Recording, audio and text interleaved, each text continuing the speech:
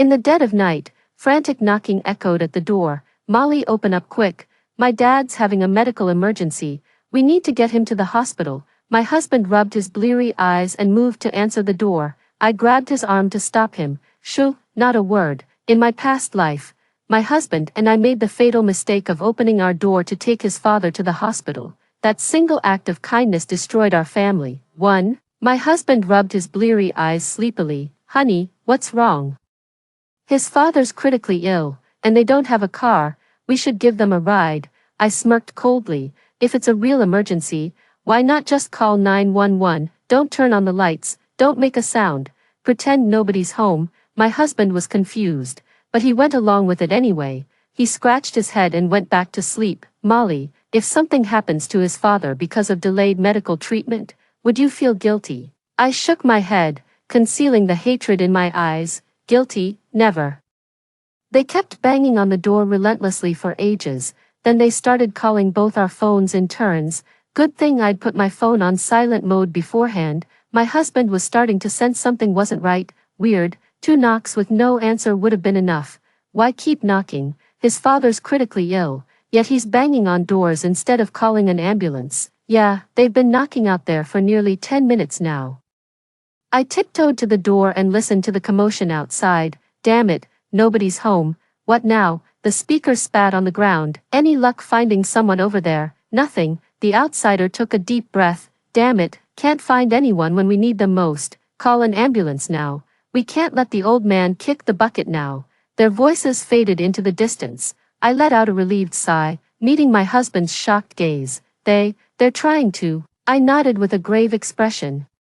"You're absolutely right." My husband kept rambling on before bed. "How could they be like this? Just unbelievable. We've been neighbors for so many years, always got along so well. How could they even think of harming us?" I covered my husband's mouth. "Hush now, go to sleep." 2. In our past life, my husband and I opened the door immediately, helped them load the barely breathing old man into the car. They kept urging us to drive faster from the back seat. We crashed after running the second red light, sideswiped the car next to us. Thankfully it was just a minor collision, nothing serious, but that single impact changed everything. By the time they reached the hospital, the old man had stopped breathing. The neighbor couple immediately showed their true colors. He threw a hysterical fit in the hospital, screaming that we were murderers. It was our car accident that killed his father. The impact caused his father to hit the back of his head against the seat, resulting in fatal injuries. There was indeed a wound on the back of his head. Before we could say a word, that car driver jumped out and pointed fingers at us. I witnessed it. They saw my car and deliberately accelerated to hit us. How vile to do this knowing there was a patient in the car, of all things. There were no surveillance cameras on that stretch of road. When someone died in our vehicle, we had no choice but to take the loss, so we paid the compensation they demanded as required. Yet they still weren't satisfied. They waived his father's medical reports and staged protests with banners outside both our workplaces. He said his father was already getting better. If it weren't for us, he wouldn't have died at all. His father was the backbone of their entire family. Now the family's fallen apart, with the kids crying and refusing to go to school. We're the ones who destroyed his entire family. We're unforgivable murderers, forcing us to keep paying their living expenses and child support. They're like a bottomless blood-sucking black hole. After paying for this one, there'll be another. We're even expected to cover all expenses until the child comes of age. Whenever my husband and I show reluctance, they'd throw tantrums and threaten drastic measures. They won't give us a moment's peace. They'll drain our last penny without mercy. One day they got us drunk and stole our IDs for online loans. The money went straight into their pockets, leaving us with crushing debt. I'll never forget how Will was just standing there enjoying the show when the debt collectors came knocking, munching on sunflower seeds and cheering them on. These two are shameless murderers. Hit them harder. Better yet, beat them to death. You're eliminating a public menace. Don't kill the woman though. She's got a nice body. Could be fun.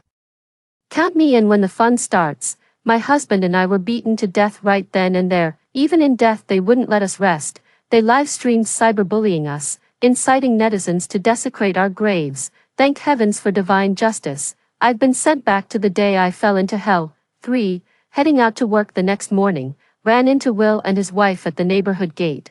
Will shot us a dirty look. What were you guys doing last night? We knocked forever and nobody answered. Her husband chuckled. Got back late from dinner last night. Will, did you need something? Will's wife Renee snorted coldly. My father had a medical emergency and needed hospitalization last night. Molly, do you have any idea? Because of you, my dad almost didn't make it. My husband Simon was about to say something in defense. I stepped between them, staring at Renee with a knowing smirk. Ms. Wang, I'm afraid I don't follow. How exactly is your father's condition our responsibility? Renee got worked up, planting her hands on her hips. What do you mean it doesn't matter? You're the ones who delayed my father's hospital transfer. After all these years as neighbors, you couldn't even pick up your damn phone. Who else should I blame? I curled my lips in a scornful smirk. Since when did being neighbors come with such high standards? Anyone would think I signed up for round-the-clock babysitting. Plenty of time to call us. But no time to dial emergency services. You. Renee never expected someone as easygoing as me to talk to her like that, pointed at me and started yelling. This was clearly your family's fault, not even an apology, and now you dare speak to me like this. All these years of neighborly goodwill might as well have been thrown to the dogs. Thank goodness my father's unharmed, or I'd never let your family off the hook. Will spat to the side. Fine, if you're gonna play dirty and break promises, don't blame us for what happens next. I feigned surprise and took half a step back. Will, is that a threat? I'm easily frightened, you know.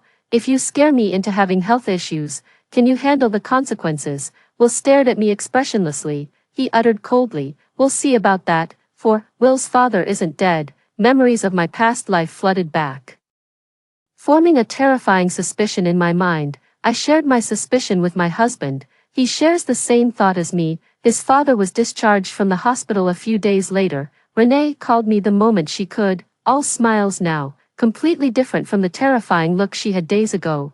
Hey Molly, what are you up to? Got a minute? When I didn't respond, she chuckled and continued. My old man's being discharged from the hospital. Could you give us a ride? You know I don't have a car. And he's in no shape to walk home after being hospitalized. We're neighbors after all. Do me this favor, I'll get you some crates of fruit later. I chuckled and replied airily, wouldn't dare accept your fruit. Weren't you just giving me hell the other day? Now we're suddenly good neighbors. That's final. Too busy, not taking it. I hung up before she could say a word. Just imagining her furious reaction on the other end made me chuckle. Moments later, she was begging for help in the residents group chat. Is any neighbor available to pick up my elderly father? Molly refused to pick us up, and it's really inconvenient for a woman to travel with an elderly person alone. That actually made me laugh. Got time to beg rides in group chats but no time to hail a cab. Just admit you're too cheap to pay for taxi fare. A neighbor responded quickly. Oh my God, poor Sister Wang. Elderly patients are indeed difficult to care for. I remember you used to be so kind to Molly's family. She actually didn't come pick you up. It was our downstairs neighbor who spoke. This is Holly, a housewife. I don't know why she always has it out for me. We've barely even spoken. She just had to escalate things by mentioning me in the group chat. Molly, have some decency. I've seen Sister Wang bringing groceries and fruits to your place countless times. Can't even do such a small favor. Everyone knows your family's well off with a car. Why couldn't you pick up Sister Wang? Noticing someone had spoken up, other neighbors began chiming in the group chat. That's not fair to say. Molly's usually very helpful. Couldn't she just be unavailable this time? Exactly. There are always cabs near the hospital. Just take one back. Some spoke up for me, while others joined Holly in calling me heartless. Take a cab. With a sick elderly person, driving would obviously be much better. I've seen Auntie Wang's elderly father. He's wheelchair-bound now. How's he supposed to hail cabs like that? Their discussion escalated into a full-blown argument. Nobody even remembers Renee's initial assistance anymore. She was getting visibly flustered. Enough arguing. My bad for bringing this up. Is anyone available to pick me up? The group chat fell silent. 5. Seeing the timing was right, I tagged Holly in the group chat. Sorry, just saw your message. Been swamped at work. I remember you have a car too. Someone as kind as you would definitely give Sister Wang a ride, right? Holly took forever to squeeze out a response. Oh, I still need to cook for my son at home. Sister Wang can just take a cab. Oh, now you're suggesting a taxi. Didn't you just say taxis were inconvenient? I quoted her words and asked, didn't you say this yourself? Her father has mobility issues, yet you told her to take a cab. What were you thinking?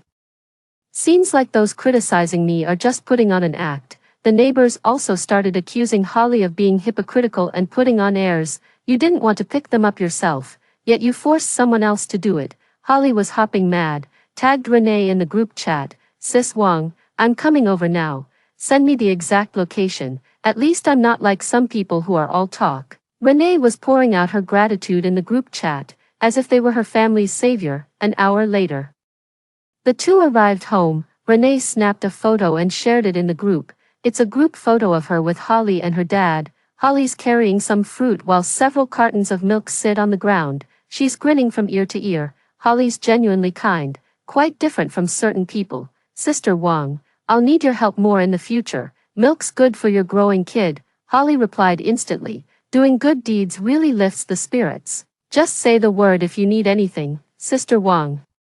I'll help whenever I can. I burst out laughing while looking at my phone. Renee finally found her sucker. Ever since Holly helped out that day, Renee kept bothering Holly for every little thing. Just at Holly in the group chat instead of DMing her privately. Holly reluctantly helped to save face. She replied to Renee in the group chat, told her to DM privately instead of clogging up the group chat. Renee agreed readily, but it went in one ear and out the other. The second time, she went straight to Holly in the group chat again. Oh Holly, you know how it is with us old folks. My memory's like a sieve. I've pinned the neighborhood chat for easy access. Hope you don't mind Auntie Wang bothering you. Every time Renee would post photos of Holly helping her in the group chat, the neighbors would shower her with compliments, leaving Holly no room to make a scene. That evening after work, I overheard Holly complaining to a friend on the phone as I passed by her place, asking friends how to get rid of Renee's harassment. Before hanging up, I saw Renee coming downstairs with fruits again. She rolled her eyes at me when she saw me, then immediately put on a smile. Holly, come here, Renee brought you some fruits. They're all homegrown from our hometown, completely organic and pesticide-free. As I continued walking home, their voices reached me intermittently. By the way, we've got something tomorrow. Could you look after Grandpa for me? Oh, relax. It's just changing diapers every hour, Holly protested desperately, but Renee completely ignored her. Just then, another group notification popped up. Renee snapped a photo of Holly with her elderly father. Holly's such an angel for offering to look after my old man tomorrow. People this kind-hearted restore your faith in humanity. If anyone dares mess with Holly in our neighborhood, they'll have me to answer to. Neighbors in the group chat all gave thumbs up emojis. Holly's truly one of a kind.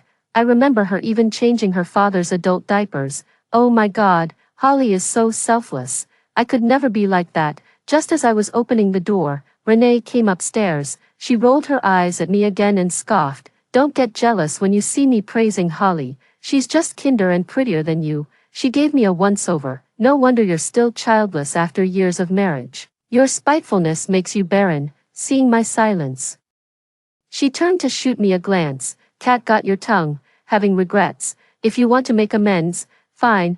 Help Holly take care of my father-in-law tomorrow. You, my slamming door and one last remark answered her. You're out of your damn mind. Renee was furious and ranted outside the door for 10 minutes. 6. The next day was Saturday. The Renewal family took their grandson out for the day. Dumped the mess on Holly. Holly's husband got annoyed and went out playing cards. Her son went to cram school too, leaving her alone at home. Every now and then we'd hear her furious shouts from downstairs. Did you fucking shit yourself again? Are you out of your mind? I just changed you. Are you even human? Can't you control your bowels? Poor old man couldn't even speak clearly. He could only stammer out an apology with his clumsy tongue. I shook my head at my husband and put on headphones to watch the show. Before I knew it, Holly showed up at our door. She rubbed her hands together and pushed the old man toward our doorstep, smiling fondly at my husband. Simon, could you guys take care of this? It's really too much for a woman to handle alone. I shrugged helplessly. We can't take him either. Take your grandpa to whoever's responsible for him. Holly didn't even glance at me, her eyes fixed on my husband. Simon, do me a favor, just have Molly watch him for the afternoon. Just will him back to my place tonight. She clasped her hands together with an ingratiating tone. Simon, Could you do me this favor? Simon shot her a glare and muttered through clenched teeth, none of my damn business. Holly's smile froze. Before she could respond, I grabbed the door to slam it shut. Holly suddenly thrust her arm between the door. Her eyes burned red with barely contained fury. Molly, are you serious? You've done this before. Who are you putting on this act for? This was your job to begin with, and now you're still not satisfied after I've been doing it half the day. I laughed bitterly, wondering what kind of cursed place I was living in. The neighbors keep getting crazier. You've completely lost it. I shoved her aside and slammed the door shut, but I never expected Holly to be so shameless. They just dumped that old man right at our doorstep. At first, my husband and I didn't notice. Later we heard noises outside and went to check. Damn it, the old man soiled himself again. His pants were completely soaked. He slurred his words, calling for someone to change his diaper. His eyes welled up with tears. No, unfilial, so unfilial. Not even my own father cares. Pressed for details about what happened at home, he just shook his head again, refusing to say anything, out of options. I simply wheeled the old man straight to Renee's doorstep, called the property management. The property staff quickly came upstairs, posted in the group chat and tagged Renee. Your elderly family member is at the door.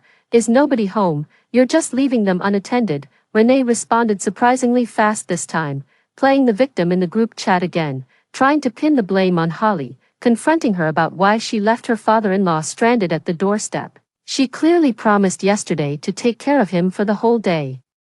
Holly went off on some nonsense and kept spamming my mentions in the group. Molly, what do you mean by that? I thought I asked you to keep an eye on it for me. Why did you push it all the way to Sister Wang's doorstep? Now Sister Wang has gotten the wrong idea about me. I responded with a smile. I told you I was busy. Did I ever agree to help? Who knew you'd be so irresponsible as to abandon an elderly person in the hallway? The group chat exploded again. Neighbors began pointing fingers at Renee and Holly. The property management said they'd taken the elderly to their office. Tell Renee to come back immediately and take them home. 2 hours later, Renee's family finally showed up dragging their feet. Of course, they never went to the property office. Instead, they went to Holly's place. Holly took him back from the property management center again. Now she refuses to return the old man to Renee. 7. Sister Wang, let's be reasonable about this. You said professional caregivers charge $1,000 a day. My wife helped care for him all day. Isn't $500 fair? The speaker was Gavin, Holly's husband. He demanded Renee pay up before returning the elderly gentleman. Renee and the others wouldn't stand for it. They stood with hands on hips, cursing loudly. That's bullshit. All those gifts I brought your family cost real money. And look how you cared for my father. His pants were soiled with piss and shit. How dare you abandon someone at the doorstep all afternoon and still have the nerve to ask for money? You're pushing your luck. A crowd of nosy neighbors had gathered around to watch the drama unfold. Gavin spat on the ground with complete indifference. My wife did look after them all morning. That's a fact. You're coughing up $500. No excuses. Otherwise, your old man will keep wetting his pants. Some neighbors spoke up, saying Gavin went too far. Others thought Renee should foot the bill. Gavin leaned against the doorframe like a street thug. Renee will exchanged glances and smiled. They were just worrying about how to handle this hot potato, and just like that, someone took it off their hands. Renee wiped away non-existent tears and said with a sob, everyone knows our family's struggling. Must you be so aggressive about this? $500, that's our entire monthly living expenses. Let the neighbors judge, if you won't return my father. There's nothing I can do, then let him stay with you for now. After all, I trust Holly's character. He said it hastily, as if afraid Gavin might change his mind. Grabbing Will's arm, he stormed off. We'll turn back to hurl threats. Everyone knows my dad's not right in the head. If anything happens, just you wait. Gavin hasn't grasped the gravity of the situation yet. He thought leaving the old man unattended overnight would make Renee cave in with tears. He even threw out threats. Fine then. No money. Enjoy cleaning the old man's soiled pants. The neighbor was about to remind them. The door slammed shut with a bang. Everyone shook their heads and dispersed. 8. In the dead of night, I was sound asleep when I heard sobbing outside my door again. Peering through the peephole, the old man had been wheeled back to Renee's doorstep. He was weeping pitifully. The voice came in broken sobs. laced with pain, begging them to open the door. "Son, daughter-in-law, please open up, I've soiled myself. I won't be a burden to you, let me use my pension to hire a caregiver." "All right." A wave of sorrow welled up in my heart. We all have fathers of our own. How could anyone treat their own father like this without fearing karma? The old man made quite a commotion. We all heard it. Renee definitely heard it. She just didn't want to open the door. The weather is getting increasingly hot. Still wearing those soiled pants. Forget about the smell for now. Several flies were already buzzing around. I cried for ages, but still no one came to the door. The old man began wailing, "My fault, I should die, won't be a burden anymore." He struggled to move, but could only feebly pound his legs. I can pretty much guess what Renee Will is thinking. They're pretending not to know the old man has returned. It'd be even better if something happened tonight. Wait till morning to shake down Holly Gavin for some cash. After all, everyone saw it was Gavin who insisted on keeping them hostage at home. I smirked coldly and anonymously called the cops right from my phone. The police showed up within minutes. The door opened after just a few knocks. You've got to admit, the couple put on quite an act, bleary-eyed, his face a mix of shock and anguish. Renee threw herself onto the old man, sobbing uncontrollably despite the filth on her pants. "Dad, who could be so heartless to leave you outside like this? Absolutely shameless. Why didn't you call for us when you were at the door?" "Oh Dad, seeing you like this breaks my heart." Will chimed in right along. The old man wore a numb expression, forcing out a few hollow laughs before falling silent. The officer grew visibly angry, seeing right through their insincere act. He gave them a stern lecture. They were warned that abandoning elderly relatives would lead to detention. The couple flew into a rage after the police left. They slammed the door violently and started shouting obscenities inside the house, probably scheming how to deal with Holly and her husband. The old man fell silent too. 9. Early the next morning, Renee went to make trouble at Holly's place. I glanced at Renee's house as I passed by. The old man was sitting on the balcony, lost in thought, a desolate silhouette. The feces-stained pants were never changed. Renee demanded compensation from Holly's family, accused of dumping their old man outside in the dead of night. That's downright animal behavior. Holly stood with arms crossed, smirking. "Renee, have you no shame? You ignore my calls and texts. Now you're turning the tables. Open your damn eyes. Didn't I say I'd leave your old man by the door?" Not only that, Holly also blasted the message in the property group chat. Renee simply pretended not to see it. She burst into tears, complaining about being old and going to bed early, never expecting them to drop off an elderly person in the dead of night. If the police hadn't shown up yesterday, our old man would have had to spend the night outside. With his poor health and illness, they'd never forgive themselves if something happened. Holly Gavin couldn't win the argument against them, slammed the door shut, warned them we'd call the police if they caused trouble again. Renee left in a huff after getting nothing out of it. Now the two families are completely at odds. Renee had to start looking for candidates all over again, but everyone in the neighborhood is sharp. This whole incident blew up way too publicly. Who'd dare get close to someone like Renee now? So naturally, their attention turned to our family. Came home to find Renee waiting at my doorstep, pushing her old man in a wheelchair. She'd finally changed out of those clothes, but she looked completely drained. Not an ounce of energy left. "Hey Molly, we've got something on tonight. Could you look after Grandpa at your place?" "Don't worry, it's no trouble, just change his diaper once during the night." She pressed a pack of diapers into my hands while saying this. "See, I've got everything ready. You won't need to buy anything. Take these fruits, they're grown back in my hometown, completely organic." I cut her off, raising an eyebrow. "Renee, have you lost your damn mind? You actually think I'd help you?" I tossed the diaper into her arms and turned to head back inside. I never expected Renee to suddenly drop to her knees before me. 10. She was crying her heart out, tears and snot running down her face. "Molly, you're the kindest soul in our neighborhood. I can't possibly do this. The old man's health is failing so badly. How could we possibly leave him home alone?" She kept knocking her head against the floor with dull thuds. A fresh circle of neighbors had gathered around. Everyone praised Renee for being such a devoted daughter-in-law. She even knelt before neighbors for her father-in-law's sake. Some saw through Renee's performative act, mocked her for deserving an Oscar with that acting. "I see what's going on. Renee's trying to guilt trip me, as if I'd fall for that. I just went back inside and locked the door. Back home, I began to reflect. Renee wouldn't let our family off as easy targets. If they fail this time, they'll try again, until they achieve their goal. We can't keep playing defense forever. It's time we fought back. Through the peephole, Renee realized her plan had failed. She angrily wheeled the old man back home. Another round of shouting erupted in the house. When my husband came home that evening, I discussed this matter with him. He shared my perspective. We need to fight back instead of letting Renee call the shots. 11. After that day, Renee became much quieter.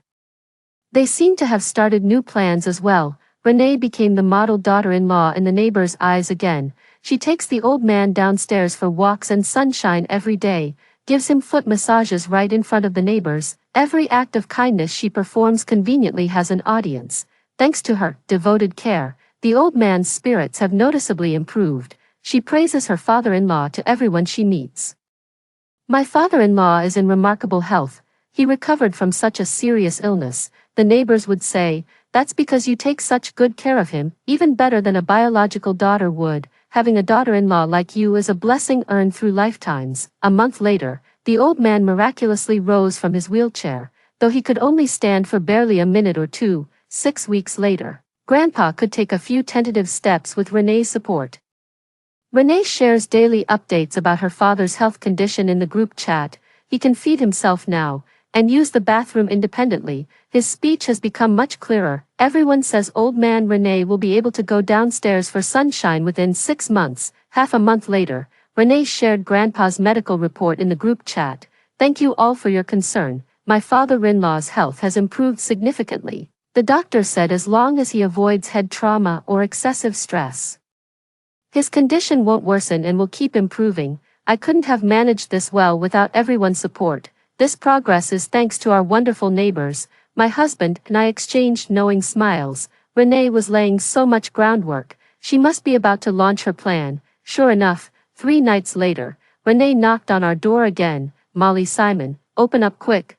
My old man's having an attack. You've got a car. Help me get him to the hospital." 12. My husband and I nodded in agreement. The door creaked open slowly. Renee Will's face flushed crimson, tears glistening at the corners of her eyes.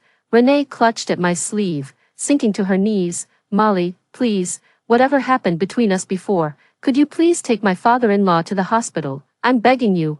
I lost my own father young, and he's been like a real dad to me. I can't lose another father." Will was also wiping away tears nearby. "We're neighbors. How can you just stand by when an elderly man's life is in danger?" I glanced back at the elderly man behind me. He appeared to have lost consciousness. I stepped forward to check his pulse and breathing. Still breathing. "He's alive?" I asked. Wasn't the old man recovering? Why did he faint again? Did you guys say something to upset him? Their expressions froze momentarily, flickering with unease. "No. Nothing's wrong. We don't know what happened either. We tried waking him up to use the bathroom, but he wouldn't stir no matter what. That's exactly why we need to get him to the hospital." Simon slammed his fist and exclaimed loudly, "Oh no, did he hit his head? You said we mustn't let his head get injured." Renee quickly waved her hands. "Absolutely not. How could we possibly hurt his head?" My husband took the opportunity to examine Grandpa's head. There were no visible wounds to the naked eye. Relieved, we immediately decided to take Grandpa to the hospital. Renee sent a message in the property management group chat. The old man suddenly fell ill. No idea what happened. Thank goodness for Molly's kind family. I wouldn't have known what to do without them. The photo shows Grandpa sitting in our car. By the time we got him in the car, he was coming around a bit, mumbling incoherently without making any sense. I took a deep breath and climbed into the passenger seat. My palms were slightly sweaty, just like in my past life. Renee Will and her husband were screaming like maniacs for my husband to drive faster. I grabbed my husband's arm, signaling him to stay calm. This time we didn't run the red light like last time. Renee was cursing angrily from the back seat. "What are you trying to do? Trying to kill my old man? There's no traffic now. Why not run the red light?" I chuckled. "Sister Wang. Though there are fewer cars at night, they drive much faster. For your father's safety, we absolutely can't run the light. What if we hit another car? Then what?" No matter how much Renee protested, We maintained normal speed, never run red lights. Their panic was written all over their faces. I checked the old man's condition through the rearview mirror, still fairly lucid. Soon, we reached the spot where tragedy struck in my past life. Sure enough, there was still a black car crawling ahead with its headlights off. Just then, Renee and Will started urging us again, hurry, step on it, the old man's fading fast. When we didn't respond, Renee actually lunged for the steering wheel. The black car played right into our hands, suddenly accelerating toward us as we approached. With their interference, our car, successfully, collided with the black vehicle. Renee let out a startled cry. Will roared in anger, what the hell are you doing? There's a patient in this car. Oh God, my father's head is bleeding. Hurry, get him to the hospital now. The people from the black car rushed out and started banging on our windows. Hey, open up, you hit someone and won't even get out. Open the door or we're calling the police. Just then, Renee stuck her head out. Sorry sir, we've got a patient in the car. Could we head to the hospital first? You can follow us to the hospital. We won't run away. The unlicensed cab driver nodded impatiently. Fine, we'll go to the hospital, but I'm warning you, try to run and I'm calling the cops immediately. He sounded almost disturbingly understanding. Their exchange played out exactly like it had in their past life. My husband and I exchanged bitter smiles before starting the car toward the hospital. 13. By the time we reached the hospital, the old man was already beyond help. The back of his head was covered in blood. The nurse rushed him into the emergency room. My husband and I watched coldly as the couple faked their tears. I almost burst out laughing. Renee tearfully accused us of killing her father. Tears streamed down, yet the corners of their mouth curled slightly upward. Couldn't hold back the laughter anymore, could they? The emergency room light still glowed ominously. The couple fell into perfect sync, trading remarks like a well-rehearsed duet. You're trying to pin this murder on us. The black cab driver had a cigarette dangling from his mouth. You rammed into me on purpose, didn't you? Saw my car ahead and still floored it. What kind of blood feud is this between you two? That's downright vicious. Without a word, my husband pulled out his phone and called the police. The police arrived promptly. Coincidentally, the resuscitation efforts concluded just as officers arrived. The emergency room light flicked off. The elderly couple knelt on the ground weeping bitterly. Supporting each other, the heartbreaking scene would bring tears to anyone who witnessed it. The nurse was startled when she came out. She hurried to help them up. What's wrong with you people? Renee was on the verge of collapsing, utterly drained. My father's gone. What do you think is wrong? I wish I could just die with him. The nurse froze, her brow furrowing. Who said he died? We revived the old man. Now it was the couple's turn to be stunned. And not dead, the nurse snapped impatiently. What's your problem? We just pulled someone back from death's door, and you're still not satisfied, Renee stammered. And no, we're just too overwhelmed to react properly. Shot Will a fierce glare when no one was looking. The nurse informed Renee that her father was in serious condition with a head trauma. He's been transferred to the ICU. He'll be moved to a regular ward once his condition stabilizes. He kept emphasizing, don't upset the elderly man again. She turned her gaze toward us. Thankfully my father survived the emergency, but you made his condition worse, so you'll be covering the medical bills. If you hadn't insisted on crashing into that black car, my father wouldn't be fighting for his life. Exactly. Didn't you hear what the doctor said? A severe head trauma. This is all your fault. We just had some neighborhood disagreements. Was that reason enough to try killing my father? They even tugged at the officer's sleeve, demanding justice be served. This was absolutely premeditated murder, just like in our previous life. The black car driver came forward to accuse us. That's right, officer, I testify they deliberately accelerated when they saw my car. How utterly vile to do this with a patient in the car. Thank heavens this patient's tough, managed to pull through. After they finished speaking, I finally spoke with deadpan expression. Oh really? When it's clearly you lot who are the murderers, officer, let me show you something. I took out my phone and opened the app. Play the video. The footage played clearly on screen. With a rock in hand, Will seized the moment when Renee grabbed the steering wheel to strike the old man hard on the back of his head. That's right, we'd planted cameras in the car long ago. We'd been waiting for this day.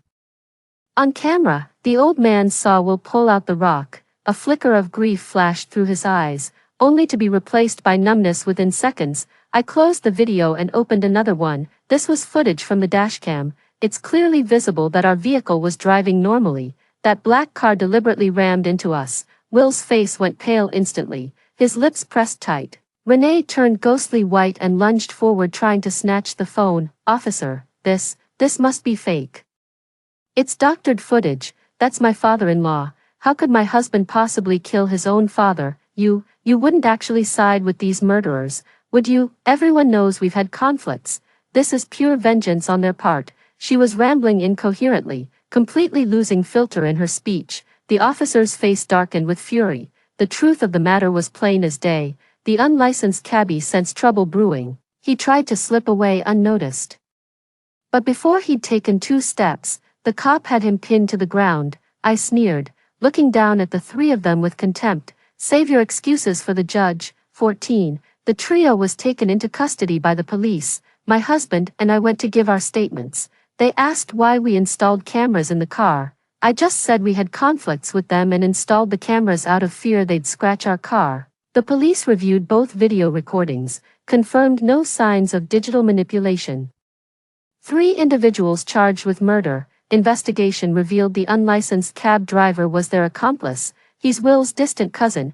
They promised to cut him in on the deal. Before being caught, the pair still stubbornly denied everything. The police called to inform the old man's other 2 daughters. Surprisingly, no one picked up no matter how many times they called. Finally got through. The eldest daughter left just one remark. They'd severed ties with the old man years ago. She couldn't care less whether he lives or dies. They've been paying the alimony every month as required by law, then hung up the phone. A week later, the old man woke up in the hospital, heard his precious son got arrested. The mask dropped instantly, started slurring accusations at me and my husband while barely coherent, blamed everything on us, claiming his precious son had nothing to do with it. Said our car accident was what caused his severe injuries. It wasn't until the police showed him the video, that's when he finally shut up, pointing at us with trembling fingers. Yes, it was them who made my son do it. My boy had nothing to do with this. Now I finally get it. No wonder both daughters disowned him. Later it became clear the attempted murder charge was airtight. He started shouting about the letter of forgiveness again, forgiving their own son and daughter-in-law. His hands trembled too much to write. So his lawyer drafted the letter of forgiveness for him. 15. Because of the letter of forgiveness, both were sentenced to 3 years imprisonment. My husband and I moved to a new place. There hadn't been any news from their family for ages, until 3 years later, my husband told me those 2 got out of prison. First thing after release, they dragged the old man home and beat him senseless. He said neighbors used to hear the old man wailing late at night. A year later, they pulled the same stunt again. This time, the old man died, but given their criminal records, the police quickly zeroed in on the pair. They got arrested again. The offense was severe, and they were repeat offenders. The crimes were committed with extreme cruelty, under heinous circumstances, causing severe social repercussions. Both were sentenced to death. On their execution day, the sun shone brightly. It was a fine morning. The end. Story 2. When the apocalypse arrives. The entire city is plunged into a survival crisis due to the extreme cold. I am alive.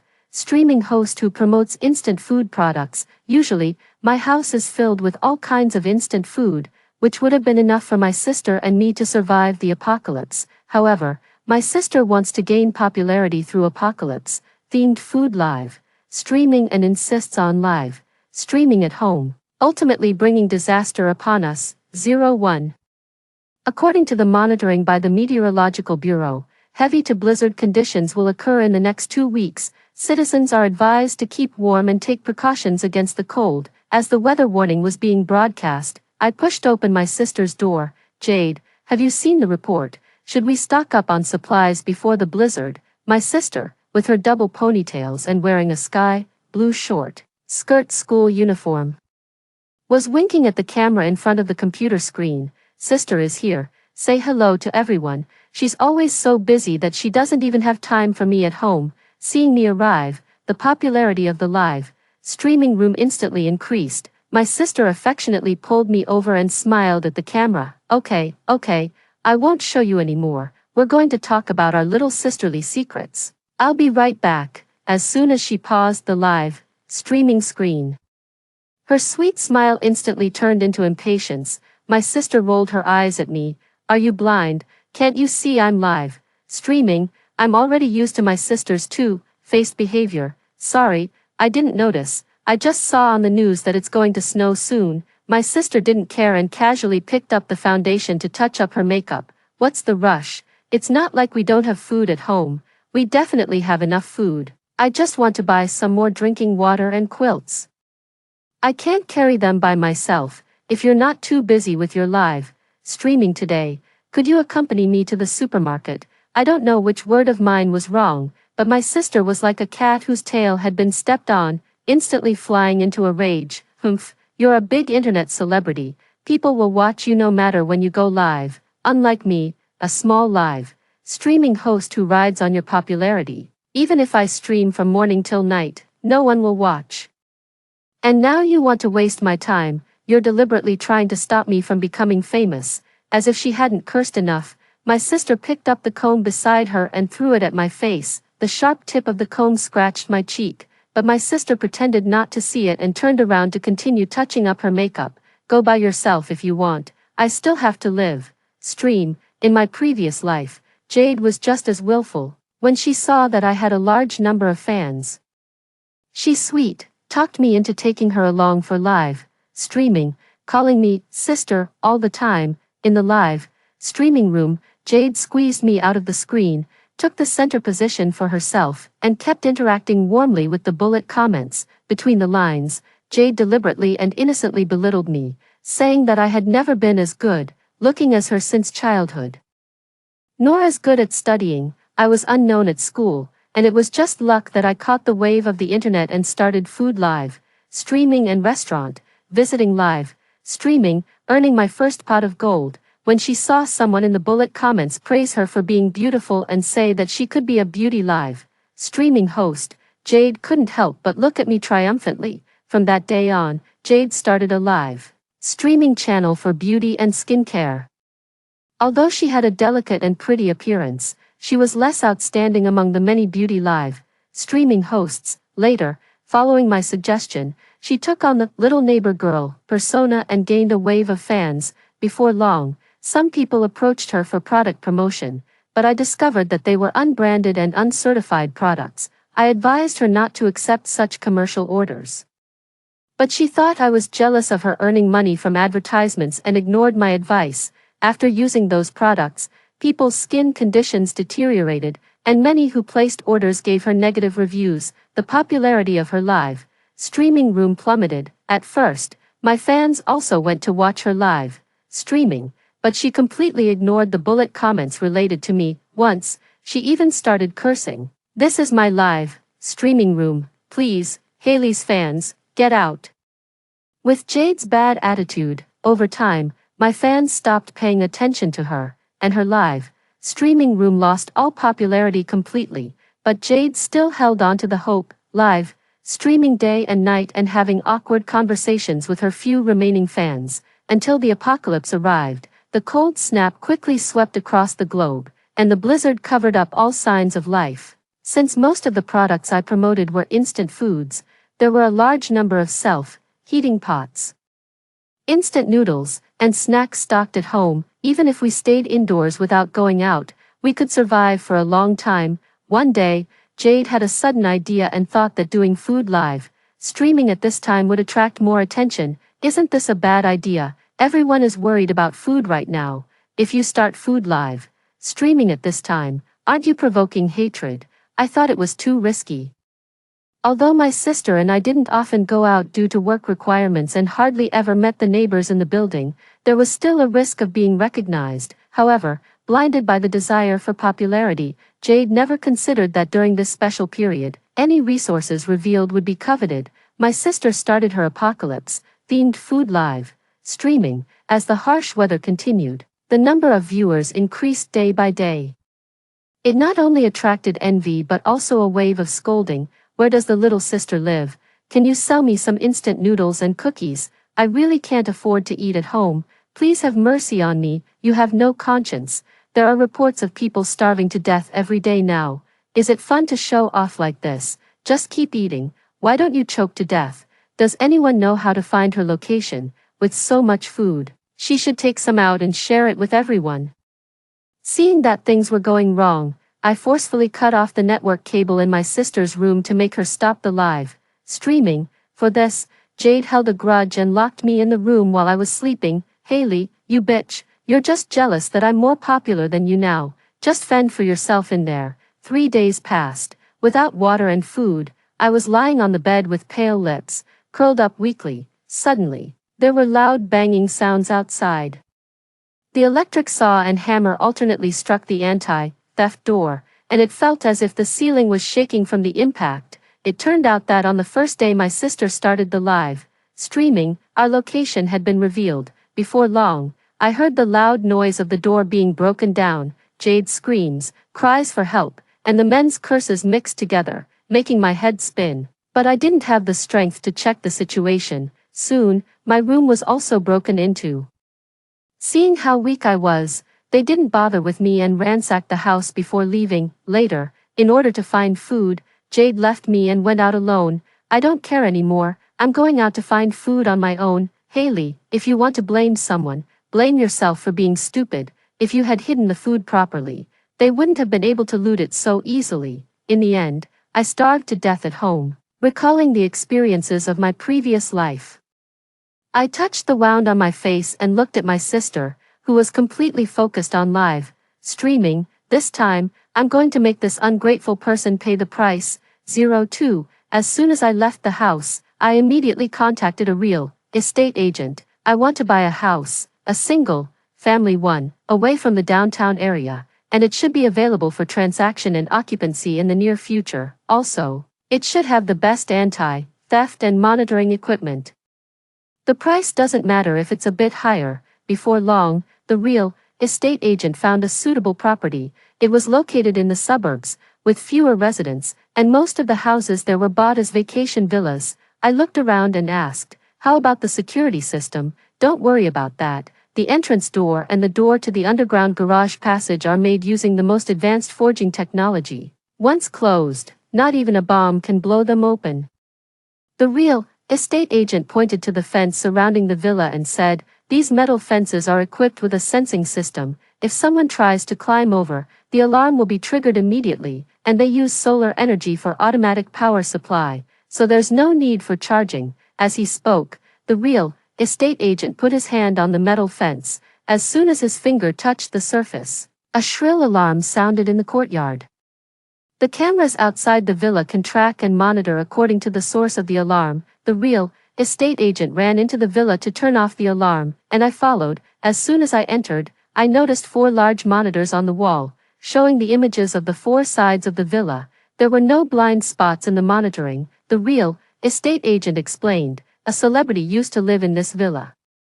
He suffered from nervous breakdown due to stalker fans and was always afraid that someone would sneak into the house, so he had these installed to keep a clear eye on the situation around the house. I asked curiously, are those stalker fans that scary? The real estate agent lowered his voice and started gossiping with me.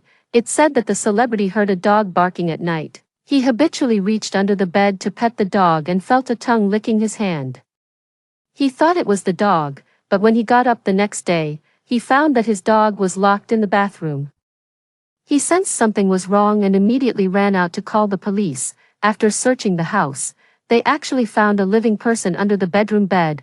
After hearing this, I felt a chill down my spine. I couldn't imagine the shock the person must have experienced. No wonder he suffered from nervous breakdown. No one could stand that. This house was bought after that incident and completely renovated inside and out. Later, the owner went abroad to settle down and left the house behind. These devices aren't really needed by ordinary people, and the listing price is several times higher than that of an ordinary house, so it has been idle. Although the price was a bit high, it really saved me a lot of trouble. Good, I'll take this one. As I signed the house purchase contract, I casually made up an excuse. To be honest, I used to have a stalker, and like the previous owner, I have a psychological shadow. I just want to live in a house with strong security. Finally getting rid of this extremely secure second-hand property, the real estate agent didn't care about the buyer's psychology or reasons and quickly completed the property transfer. After determining the residence, I started contacting all the food suppliers. With this blizzard warning, everyone will probably stock up on food and drinks during the period of staying at home. As usual, you can just deliver the goods to my warehouse. I looked at the balance in my card. After deducting the money for buying the house, the remaining amount was enough to buy all their products. To avoid others discovering that I had stocked up a large amount of food, I rented a van and transported the goods myself, moving boxes of instant food and long, shelf-life snacks from the warehouse to the newly bought villa, 500 boxes of self-heating pots, 400 boxes of instant noodles, 350 boxes of compressed biscuits, 60 boxes of chocolate, 80 boxes of dried meat, 150 boxes of meat cans. In one day, I moved 1/5 of the inventory in the warehouse. Under extreme cold conditions, the water pipes will freeze, and it will be impossible to obtain water from the outside. Therefore, bottled drinking water is essential. There is still some time before the blizzard blocks the roads, during which I can move the water gradually. The basement floor of the villa has a private underground garage with a large space. For the convenience of unloading, I stored the food here first. While moving the goods, I found a small utility room in the underground garage that the real estate agent hadn't mentioned. What's even stranger is that the door of the utility room is as thick as a wall. If I hadn't moved the boxes to this corner, ordinary people wouldn't have noticed that there was a door here. I finally managed to push the door open with great effort and discovered that there was a whole other world inside.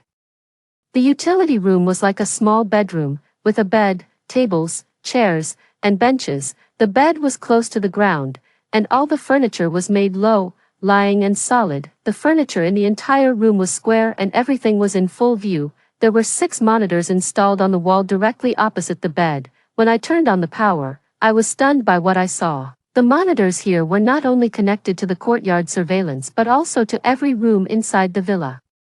If the monitors at the main entrance can observe the situation outside the villa, then in this small room, one can keep a close eye on every move both inside and outside the villa. I'm afraid this place was the real bedroom of the villa's original owner. He was really driven crazy, that person. I couldn't help but sigh. Discovering this secret base made me feel more at ease.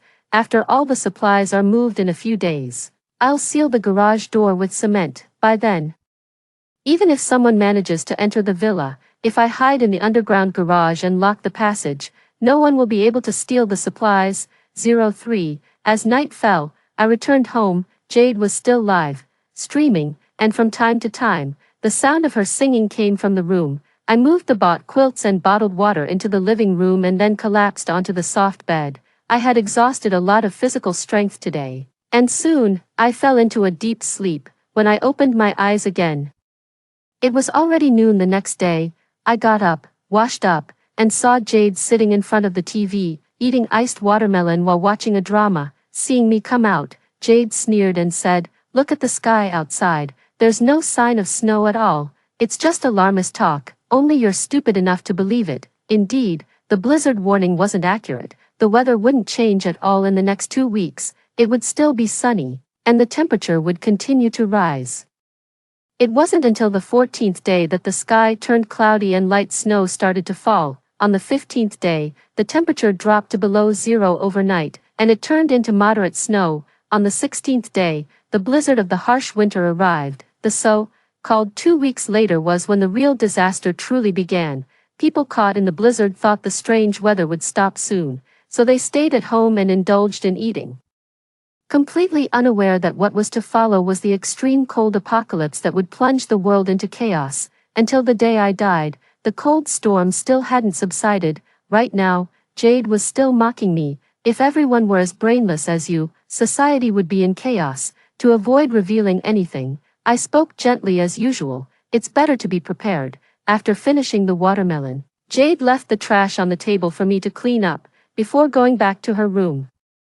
She pointed at the quilts piled on the sofa and said in disgust, "My closet is full of clothes. I can't fit such thick quilts. Move them to your room. They're an eyesore in the living room." After she went back to her room, I went out. Today, I'm going to buy heating supplies. The 2 major problems during the extreme cold apocalypse are food and heating. In the early days of the apocalypse, the power supply was still sufficient, however.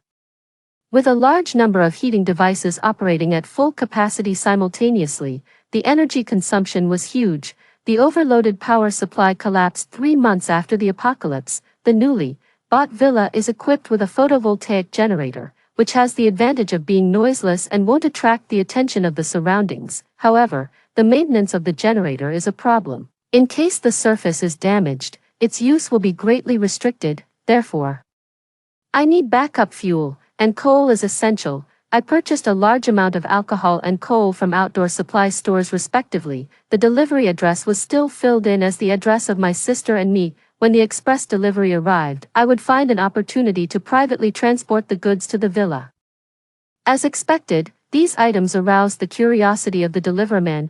Your family bought so much charcoal. Did you hear about the blizzard and plan to use it for heating the stove? The delivery guy joked. Seeing him sweating profusely, I asked him to unload the goods directly into the car downstairs and handed him a bottle of water, saying, while the weather is still good, I made an appointment with friends for an outdoor barbecue. I've also prepared a lot of meat and vegetables. When it gets cold and snows, everyone definitely won't want to go out. Thanks. The delivery guy wiped the sweat off his face, took a big gulp of water, and then said, but who would have thought it's almost summer and there could still be a blizzard? I wonder if it's true or not. So far, most people have the same attitude as the delivery guy. They are skeptical and dismissive. Only I know that in the near future, the city's power will run out, and humanity will suffer from hunger and cold. In the early days of the apocalypse, people can still maintain a shred of rationality, but what follows, the harsh living environment will not be alleviated. Instead, it will get worse. Those who still have some kindness left will die early, either turning against each other or biting the hand that feeds them. There are countless poor wretches like me who have been abandoned by their relatives, just like the falling snowflakes. Order will be in chaos, the law of the jungle will return. And violence driven by selfish desires will fill the entire society. Just thinking about the malice I will face makes me shiver. Even if I have no intention of harming others, I can't just sit back and wait for disaster. Just in case, I also placed an order for stun guns and crossbows for self-defense. After a few days, all the items I ordered online were picked up, and the previous inventory in the warehouse was also emptied. The new goods from the suppliers arrived soon. Everyone wanted to take advantage of the blizzard hype to sell out their stocked goods.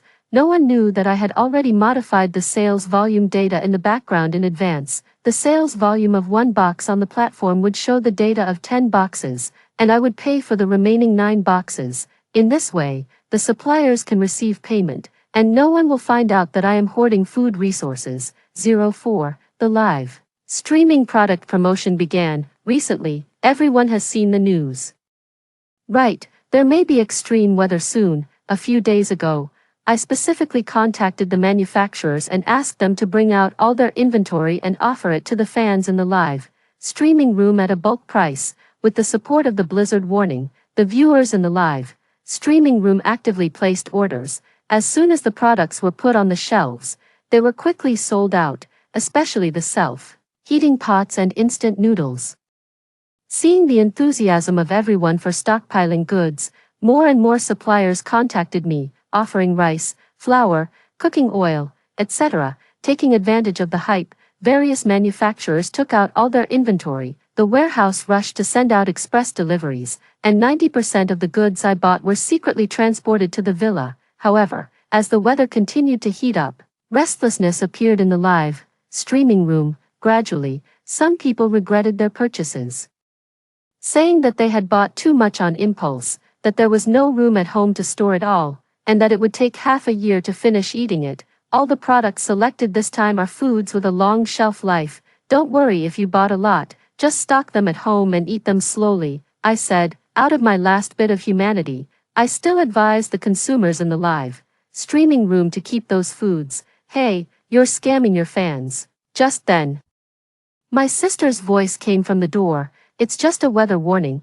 maybe it will pass in a day or two. Why did you trick everyone into buying so much? As soon as she finished speaking, the bullet comments in the live streaming room exploded. Ha ha ha, the host is treating fans like fools. Even people around can't stand it. today's internet celebrities are so irresponsible, they exaggerate the news and spread alarmist rumors.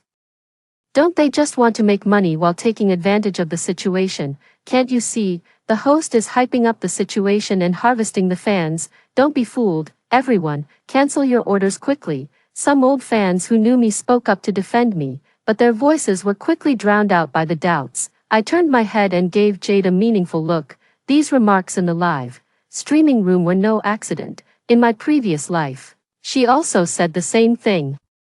The live streaming room responded quickly, and some people even called the police, claiming that I maliciously spread rumors and created panic. During the filing and investigation stage, my live streaming account was banned. In the period before the apocalypse, a huge amount of negative rumors about me fabricated on the internet emerged. A large number of orders in the live streaming room were returned. To make up for the losses of the suppliers, I had to pay out of my own pocket. On the surface, my sister looked aggrieved and told me that she had accidentally made a joke, but the internet misinterpreted and magnified it. She also advised me not to show up during this period and wait for the situation to calm down. Behind my back, she took advantage of this opportunity to build an image of an upright person. During the live streaming, she pretended to be doing it for the sake of the internet community, as if she was upholding justice by exposing her own relative.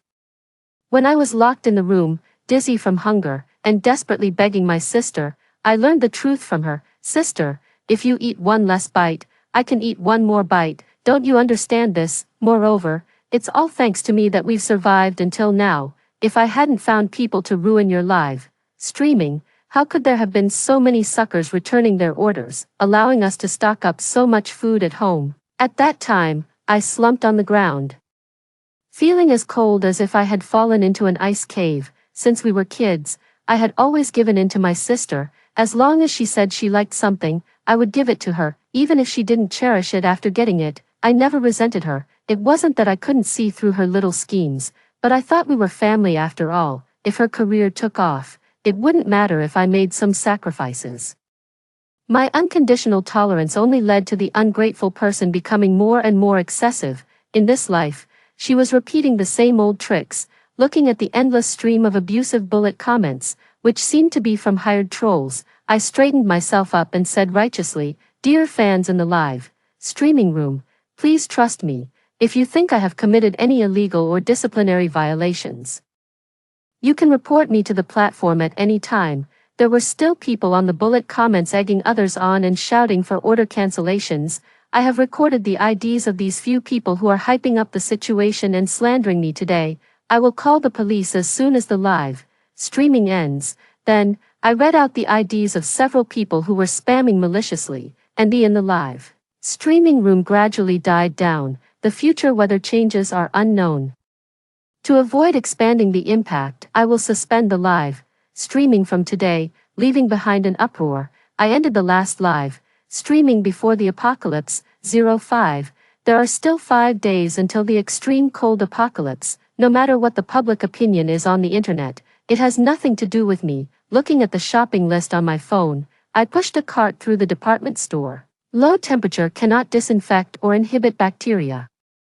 Considering the instability of the future living environment, I also bought a lot of disinfectants, coagulants, sanitary napkins, toilet paper, and cat litter. Besides, I bought flashlights, candles, and lighters for lighting. The women's clothing section was already full of summer clothes, and winter clothes were on sale. After the extreme cold arrives, it will be impossible to wash clothes, so it's best to buy more spare clothes now. I bought 10 extra, long and thick down jackets, 10 pairs of snow boots, and 20 sets of thermal underwear. I also bought the thickest and warmest scarves, gloves, and socks.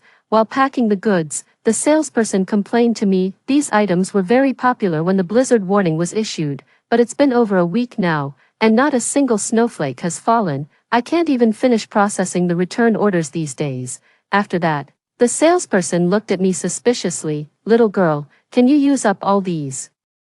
I had already made up an excuse and calmly said, "These are supplies for the school winter camp. The teacher said it would save some money if we bought them now." Hearing this, the salesperson felt relieved. When passing by the pharmacy, I also bought antibiotics, bandaging tools, anti-inflammatory drugs, painkillers, and various vitamins. After taking stock of the supplies in the villa, I went to the basement floor, rice, flour, cooking oil, self-heating instant food, high-calorie snacks, as well as barreled water and mineral water piled up like mountains in the garage. I also transferred some daily necessities to the utility room to ensure that I could live normally there. After locking the garage entrance from the inside, I called a decoration team. I don't need this garage. I plan to convert it into an underground bar. Please seal it up for me. Soon, the garage entrance was sealed with steel plates, cement, bricks, and tiles.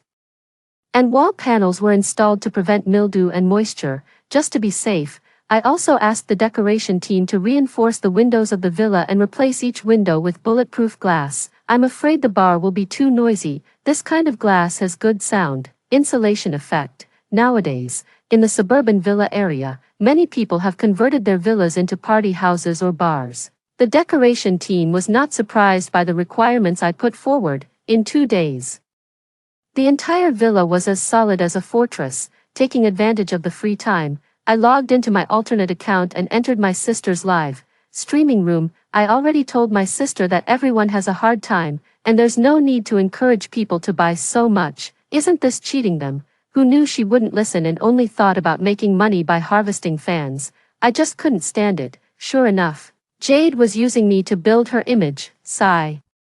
I've clearly felt that my sister has changed in recent years. Since she gained popularity, she has lost her original intention and is willing to make any kind of money. I've advised her several times in private, but she, relying on being my elder sister and a big internet celebrity, scolded me, asking how I dared to teach her what to do. The more she spoke, the more aggrieved she seemed, and Jade even shed a few fake tears.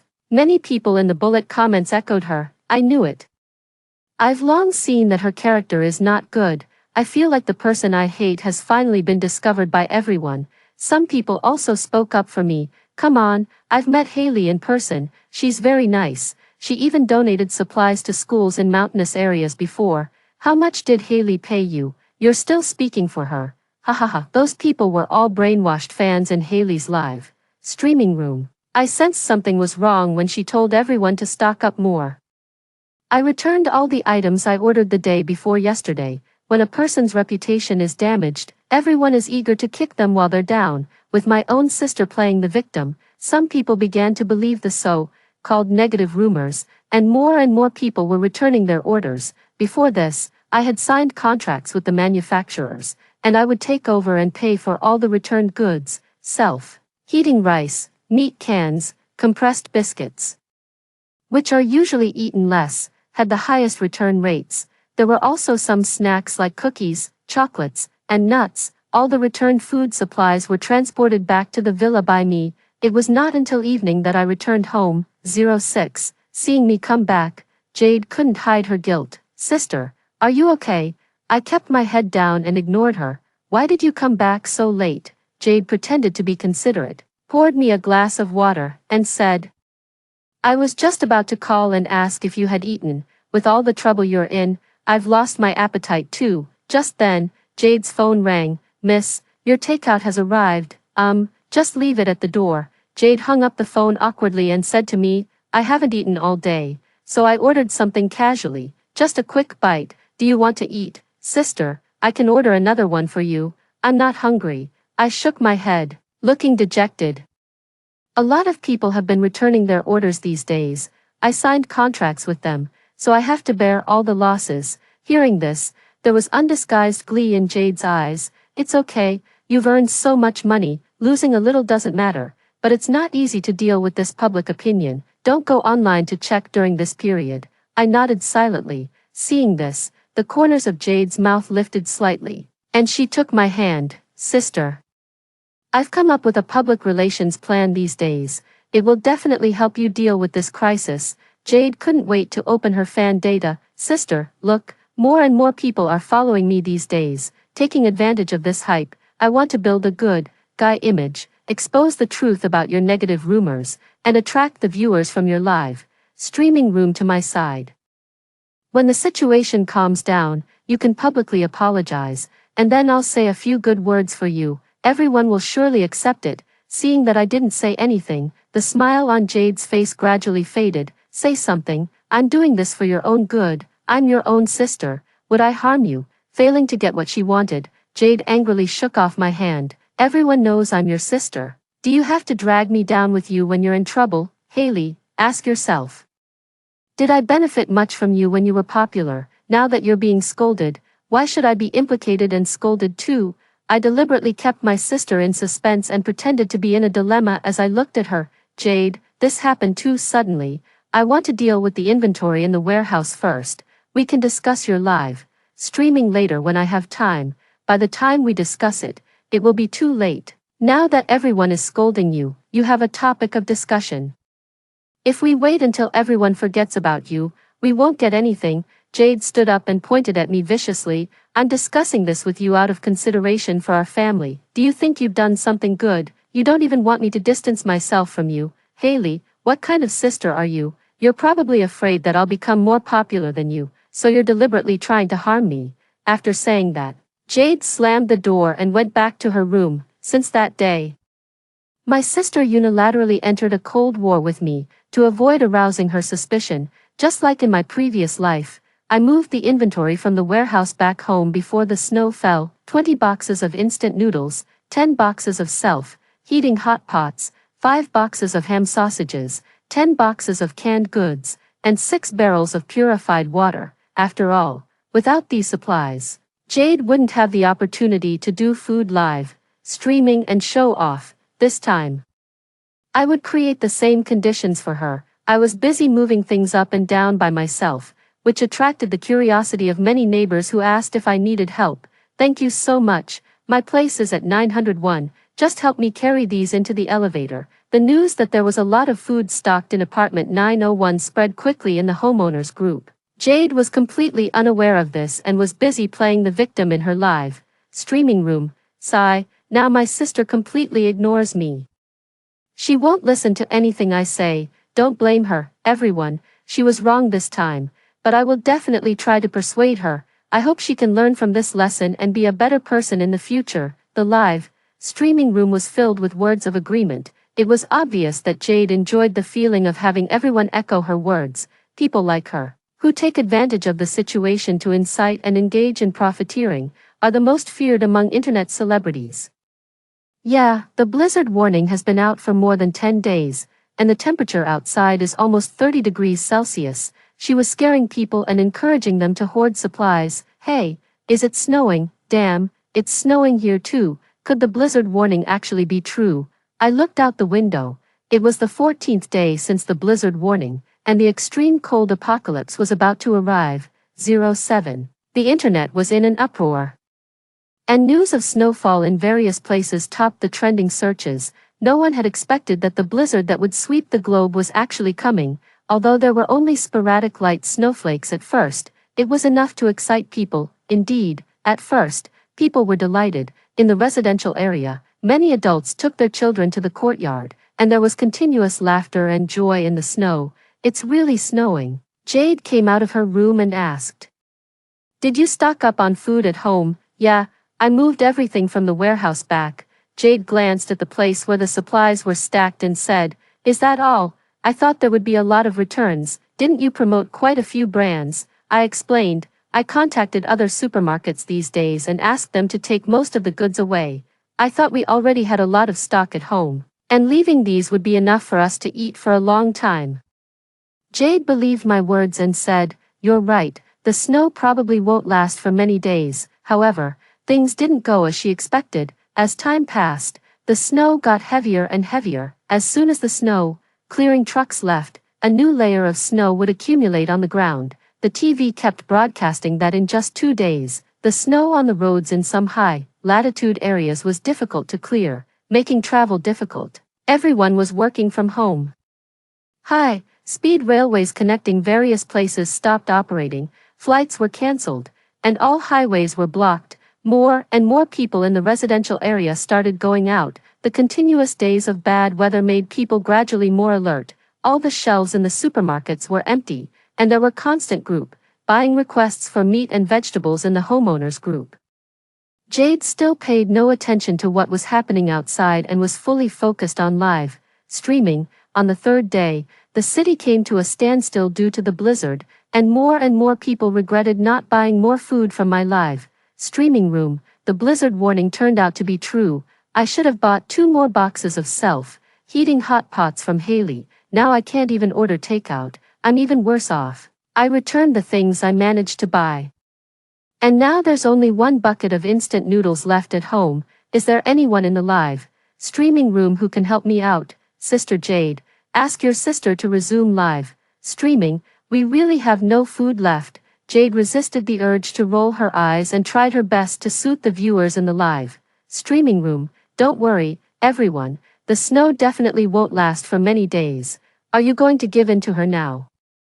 Have you forgotten how she encouraged you to hoard supplies and cheat your money? Exactly. I'd rather starve to death than spend another penny in Haley's live streaming room. Ha ha ha. Haley is making a move. She's starting to hire internet trolls to whitewash herself. It's only been a few days since the snow started, and she's already acting out the scene of being slapped in the face and quickly admitting her mistake. Yeah.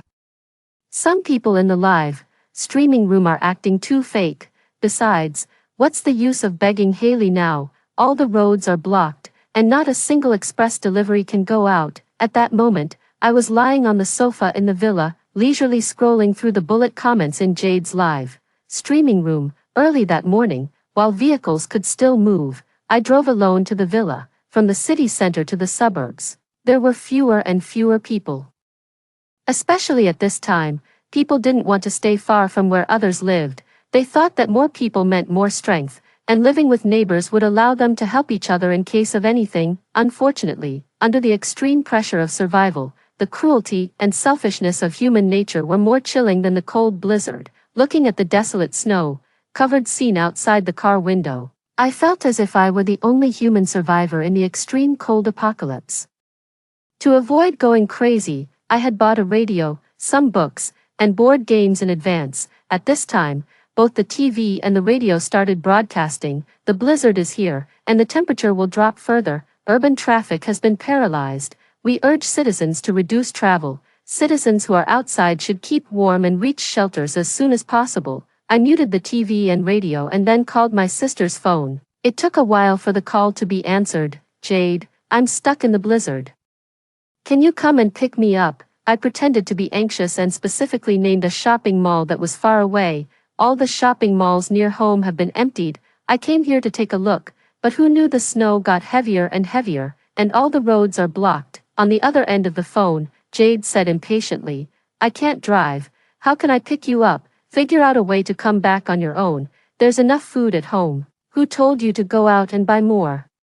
I was afraid the food at home wouldn't be enough for both of us. I don't know how long this snow will last. After hearing my words, Jade thought for a while and said, "In that case, I think you should just stay at the supermarket. There must be a lot of inventory there. Then you can buy and eat there, and neither of us will have to worry about starving." I knew she wanted to get rid of me and keep the supplies for herself. "That's a good idea, Jade. Take care of yourself at home."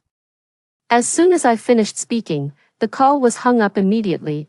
I'm afraid Jade will never guess who the one being abandoned really is between us. 08. The under-floor heating and air conditioning kept the entire villa warm. The howling wind outside the window seeped through the cracks, making a sound like the howls of evil spirits, while the water and electricity were still available. I first took out the stored vegetables and meat and made a pot of braised beef with potatoes. When the fragrant rice was ready, a warm mist covered my sight. At first, there were still people braving the snowstorm to earn high delivery fees, but as the snowstorm grew stronger and stronger, even the windows on the first floor were buried by snow. The outside was deserted, and the whole city fell into silence. The only lively place was Jade's live streaming room. "Hello, welcome to Jade's live streaming room. Today, we're having spicy hot pot." Jade took out a self-heating hot pot, cooked the ingredients inside, and poured a layer of mashed garlic and sesame paste on top. I've gotten tired of self-heating hot pots these days, so I'm showing you something new. My sister started her apocalypse-themed food live streaming again. To attract attention, she specifically moved dozens of boxes of stocked goods into her room. during the period of staying at home due to the blizzard. The gimmick of food live streaming quickly attracted a large number of viewers. The host has so much food at home, I'm so envious, little sister, you're so foresight. Now I have money but nowhere to buy food. Jade looked complacently and said in a coquettish voice, haha, thank you, babies, for your support. I've always had the habit of stockpiling supplies. I bought a lot of instant food before the blizzard warning. As soon as she finished speaking, some bullet comments exposed her. Aren't these the products promoted by Haley before? After I returned my order, I don't even have anything to eat now. You, the one who caused all this trouble, are cooking hot pot here. I supported you so much and even argued with others online to scold Haley for you. This is so embarrassing. People who had believed Jade's words and returned their orders flooded into the live streaming room to scold her. How dare you do food live streaming? You're a fraudster. You've ruined my whole family. If we starve to death, you won't be able to live either. Jade finally couldn't hold back and retorted, it's your own fault for being so stupid and believing everything others say. If you feel sorry for Haley, go freeze to death with her outside. Don't come to my live streaming room to cause trouble. The bullet comments scrolled by quickly. If it weren't for you stabbing Haley in the back, how could she have been blacklisted all over the internet? This isn't the time for you to ride on Haley's coattails. It's just that Haley didn't bother with you. Haven't you been too faced all these years? Don't tell me you left your sister outside alone just to take over these supplies. What do you know? She did it willingly. She's my sister, and she was born to take care of me. She should do everything for me. Who are you to tell me what to do? Jade rolled her eyes and said confidently, if it weren't for me, my sister's overly kind heart would only let others take advantage of her. Outside the screen, when I heard my sister's words, I couldn't help but recall the miserable situation in my previous life. When there was still a lot of food stocked at home, I would enthusiastically help neighbors who came to ask for help. Even though my sister scolded me for being overly kind-hearted, I would still secretly give away some of my share. But when robbers broke into our house, all the neighbors stayed out of it. Before I died, my weak cries for help couldn't arouse anyone's conscience. That place didn't deserve any kindness from me. Half a month passed, and the weather got colder and colder. The food people had stocked was running out, and there were continuous riots in the city. These days, there were constant messages in the original homeowners group of the residential area. Does anyone have antipyretics at home? My child has a fever, please. Neighbors, I'm willing to pay 3 times the price to buy some. I'm almost out of cigarettes. Brothers, if anyone has extras, please help me out. I'll repay you in the future. Desperate for vegetables and meat, we're running out of everything. In the lively group, no one responded. People were either worried about food and the drop in temperature or just casually echoing others, but no one offered help. After all, with the complete loss of supplies, no one knew how long the future days would last. I remember there was a lot of stock in apartment 901. I saw them moving things up and down before the blizzard. They had a lot of food. Soon, the group responded, yeah, I even helped them carry a lot of things. There were several big boxes of self-heating hot pots and instant noodles.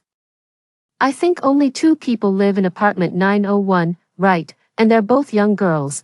They definitely can't finish all that food. Everyone is in a difficult situation at this time. If anyone has extra supplies, please take them out to help others. We're neighbors and should help each other. Apartment 901. Seeing this, the property management proposed to count the food, medicine, and other supplies of each household. In the apocalypse, those with nothing to lose have nothing to fear.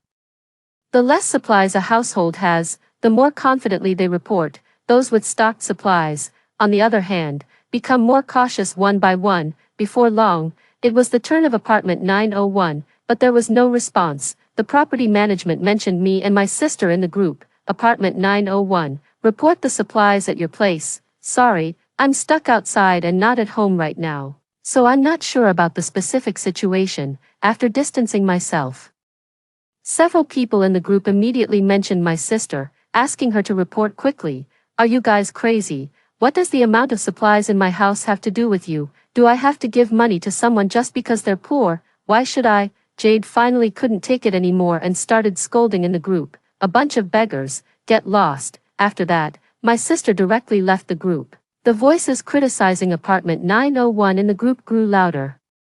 Especially from households with food shortages, those with extra food at home either remained silent or simply said, "There's no need to be so harsh, is there?" Before I could finish reading, my phone rang. It was my sister calling. As expected, she was calling to accuse me. "Are you insane? By saying you're not at home, you've made them all come after me." As soon as she finished speaking, there was a rapid knocking on the door from the other end of the phone. Apartment 901. "I know you have food, don't be ungrateful," I asked in the group, "and I know you not only have food but also bought a lot of coal. Now I'm hungry and cold. Hand it over if you know what's good for you, or don't blame me for being blunt." 09. On the other end of the phone, it was noisy, with a mixture of men's and women's curses and pleas. "I'll count to 3, open the door. Hand over the food, little girl. We don't want to force you. Have some mercy, everyone has no extra food left. You have a lot of stock at home, take some out to help us." Jade cursed under her breath. Are these people crazy? They really came here to beg. It seemed that the fuse I set for her had been ignited. "There's no food left at my place. My sister stole everything before she left." While shouting at the people outside, Jade whispered to me, "Quickly tell them that you took all the things at home. I have nothing here. Tell them to go to you for food and leave me alone." It seemed that Jade couldn't handle the situation alone and wanted me to clean up the mess for her again. I smiled and agreed. "Give the phone to them." Through the fence door outside, my sister opened the front door and handed the phone out. "I told you there's no food. If you don't believe me, let my sister tell you." The neighbors outside the door were skeptical and waited for me to speak. "Jade, everyone's going through a tough time. There's no need to lie about not having food at home. That's not right. I left you dozens of boxes of food, just share some with everyone, and they definitely won't give you a hard time." Pretending to be an upright person and denouncing one's own relative isn't Jade's exclusive act. Suddenly, the crowd erupted. "You heartless little girl, we're old, and we begged you so humbly, but you lied to us. If we starve to death, it'll be all you're doing. Why waste time talking to her? Does she really think I have a good temper? I'll smash her door down." Thud, thud, thud, loud banging sounds came from the door. Terrified, Jade quickly dragged out tables, chairs, and benches to block the fence door, locked the main door tightly, and even struggled to push the sofa against it for extra support. Half an hour passed. Seeing that they couldn't break the door down and feeling the cold in the corridor, the people finally left, disgruntled. Before leaving, many of them threatened to come back every day, saying they'd make her life miserable with their noise and see what she could do about it. With the commotion outside dying down for the moment, Jade collapsed to the ground, scared out of her wits. Realizing the call was still connected, she picked up the phone and started cursing at me furiously. "Haley, you bitch, you idiot. How dare you say that in front of them? Do you have any brains at all? You're trying to kill me on purpose." I imitated her previous act, pretending to be innocent.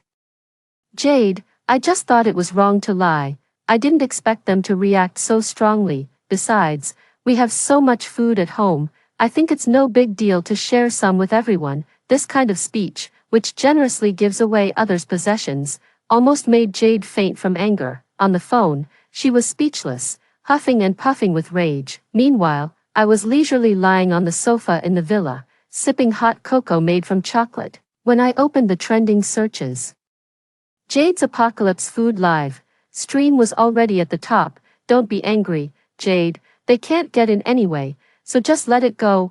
I've got good news for you. You're about to become famous." I knew exactly what my sister cared about the most, whether it was her unwillingness to be outshone by me or her belief that she was destined for internet fame. In the previous life, even with news of widespread looting and violence everywhere, she still insisted on doing Food Live, streaming with one goal in mind, to become famous. Hearing my words, my sister instantly turned from angry to delighted. "Really, just a few days ago, your fans kept coming to my live streaming room to curse me." I soothed her. "That's how online comments are. People only curse you when you're famous. If you were really nobody, no one would even bother to curse you." Gradually convinced, my sister said excitedly, "You have a point. Then I'll keep doing Food Live streaming. Sis, don't be jealous when my number of followers surpasses yours." I snorted and agreed. "Of course not. you're my dearest sister, no matter what happens, I'll support you unconditionally." It seemed that before long, Jade would repeat the mistakes of her previous life. This time, however, I would watch as she trapped herself, like a silkworm spinning its own cocoon. Still, compared to the hatred from the previous life, the issue of survival in this life remained a formidable challenge for me to overcome. A month passed, and both the heating and water supply were cut off. The news reported that every day, many people died from the low temperature and dehydration. In some cases, entire residential areas showed no signs of human life. I brought out the prepared charcoal and burned it day and night. I also pasted heat packs all over my body and wrapped myself tightly in a thick down comforter to maintain a constant body temperature. Steaming hot food provided the necessary warmth. I added diced luncheon meat and cooking oil to the boiling rice porridge and supplemented with some nuts after the meal. Without any external supplies, my physical functions remained at a normal level, just like in normal times. Bonfires at night attracted wolves, and the apocalypse was no exception. One morning, there was a knock on the villa's door. 10. I turned on the monitor screen at the entrance. Outside the villa gate stood a fully armed group of people. They were in a jeep, which had snow clearing equipment attached to the front. "Hello, would you mind reporting the situation at your place? We're residents of this area and want to know about each household's stockpiles to help everyone get through this difficult time together." They came prepared. If I didn't respond at this moment, I'd become their primary target. After a moment of thought, I picked up the microphone and said, "Hello, there are 3 of us at home. Now we only have half a bag of rice left. There's no water or gas, so we can't even cook the rice. We just moved here a few months ago and didn't prepare anything. Even by saving on food, we can't last much longer. We've been so worried. You're really a lifesaver." On the monitor, the people outside recorded what I said. "Okay, I'll give you our phone number. You can call this number if you need anything." After the communication ended, I quickly transferred the stocked supplies in the villa to the underground garage. Perhaps those people thought they had disguised themselves well, but they didn't know that from the monitor footage, I'd seen that after getting out of the car, 2 of them took military shovels and circled around the back of the villa. They returned to the car only after sizing up the area. If I had said there was only one person in my house, I'm sure they would have immediately shown their true colors and broken in to rob me. At night, the group indeed came back. Based on the information they gathered during the day, they went from house to house, stealing and robbing. The howling wind and snow outside masked the noise, and no one noticed what was happening in other people's homes. I stayed on the second floor, where I had a good view, and saw the headlights of a vehicle in the distance. Several dark figures got out of the car, nimbly climbed over the wall into the neighboring yard, pried open the window, and broke into the house. Before long, the screams of men and women were drowned out by the wind and snow. The group came out of the villa carrying water and food, some of them with blood on their hands. Soon, the jeep stopped in front of my house. But as soon as they touched the fence of the yard, a sharp alarm went off. Beep. Beep, beep. The alarm pierced through the noisy wind, immediately drawing attention to the area. "Damn, this house has an alarm. Brother Wang, what should we do?" Seeing that they couldn't sneak in, the leader quickly called a few people and decided to force their way in. The main door was too sturdy to break easily, but the windows were a different story. They raised their window, breaking hammers, and struck the 4 corners of the glass violently. Bang, bang. After a few minutes, the glass remained intact. "Damn, what kind of crazy material is this glass? It won't break." From the window on the second floor, I set up my crossbow and fired an arrow in the direction of the dark figures. Ah, with a scream, someone fell into the snow. "Something's wrong. Retreat." The injured person was dragged back into the car by their accomplices, leaving a long trail of blood in the snow. The group fled in a hurry, but I knew they wouldn't give up. Before they attacked again, I had to move to the underground garage first. After all, it wasn't realistic to fight multiple attackers alone, and I'd heard in my previous life that some people robbed others with guns. Those who dared to break into houses during the apocalypse surely had weapons more terrifying than one could imagine. Fortunately, all the food was already stored in the garage. I just needed to move some daily necessities, medicine, and charcoal down in batches. With the villa emptied, my stronghold shifted to the underground garage. The garage had a ventilation system, so I didn't have to worry about suffocating inside. With the supplies they looted from their previous round of robberies, the group lay low for a few days but soon resumed their activities. This time, ignoring the blaring alarm, they climbed over the wall directly and swung a sledgehammer at the window. After more than 10 minutes, the bulletproof glass was finally broken. However, the villa was empty. With not a single useful item left. Brother Wang, there's no one here. Do you think they ran away? The leader, surnamed Wang, looked around suspiciously. No way. It's so cold. Without a vehicle, they'd be dead if they went out. They must still be here. Did you check the underground garage? Yeah, the door won't open. Hey, could they be hiding in the underground garage? The leader thought for a moment. The door to the underground garage is as strong as the main door.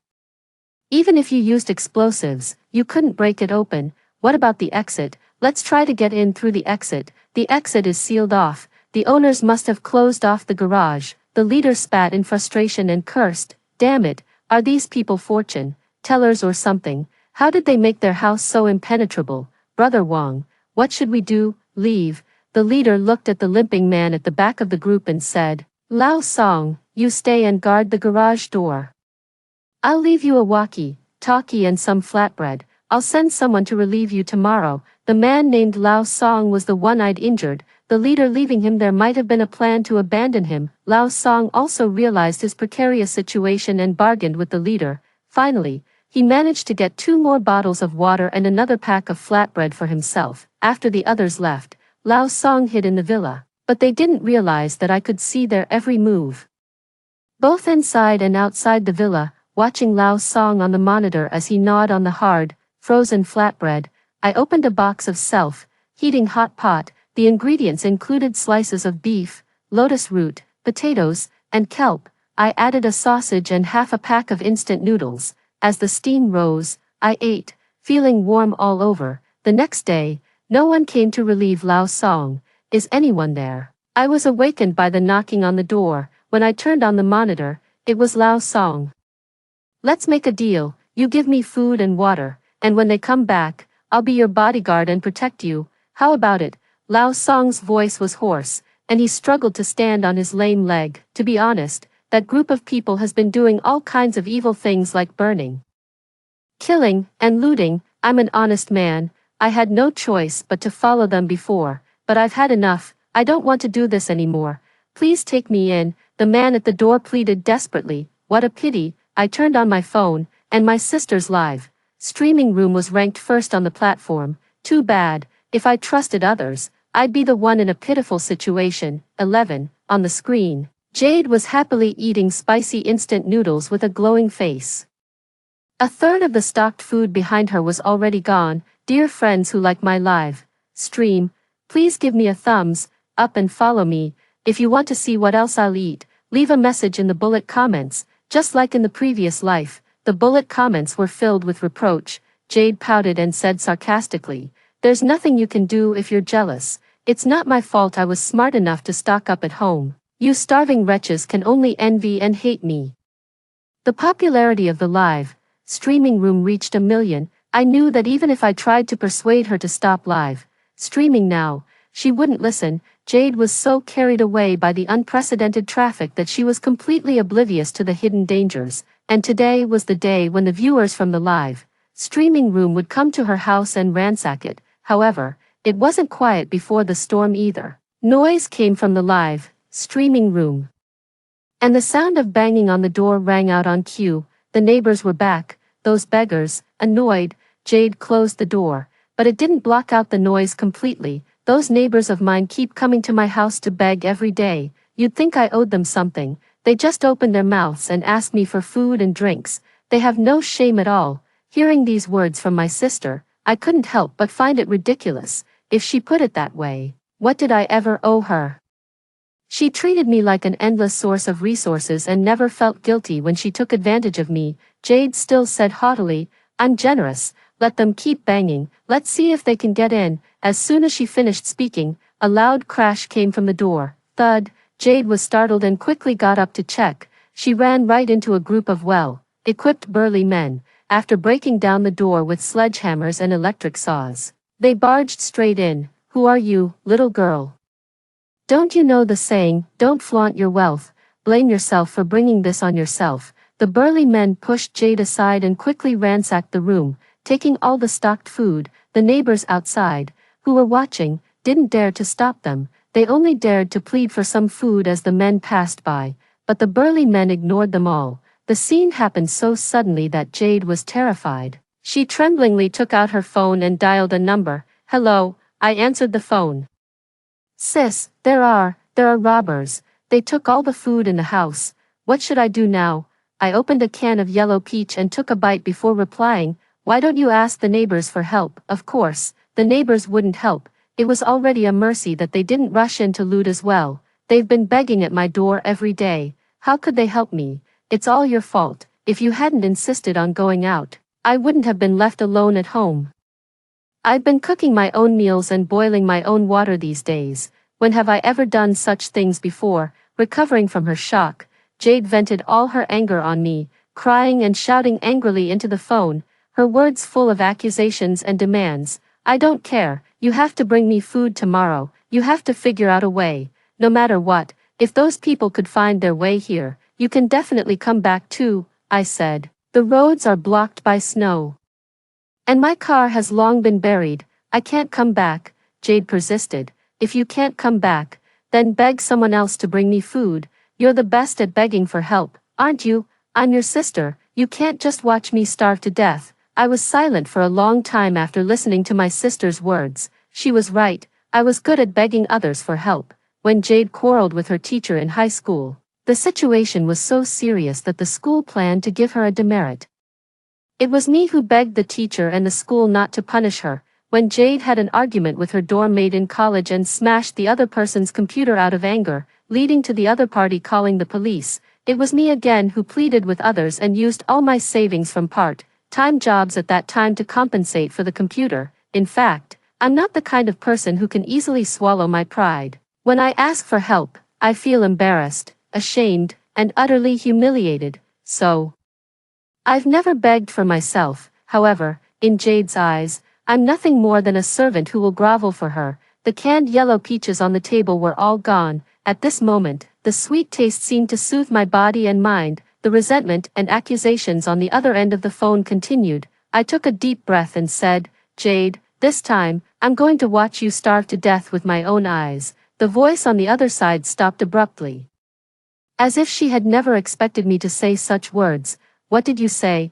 Are you crazy, Haley? I'm your own sister. How could you do this to me? Do you have any conscience? Do you really want to kill your own sister? I said calmly, I'm just treating you the way you treated me. You don't need to feel wronged because you don't deserve my kindness. Then the apocalypse arrived, and the cold snap quickly swept across the globe. The blizzard covered up all signs of life. Epilogue 12.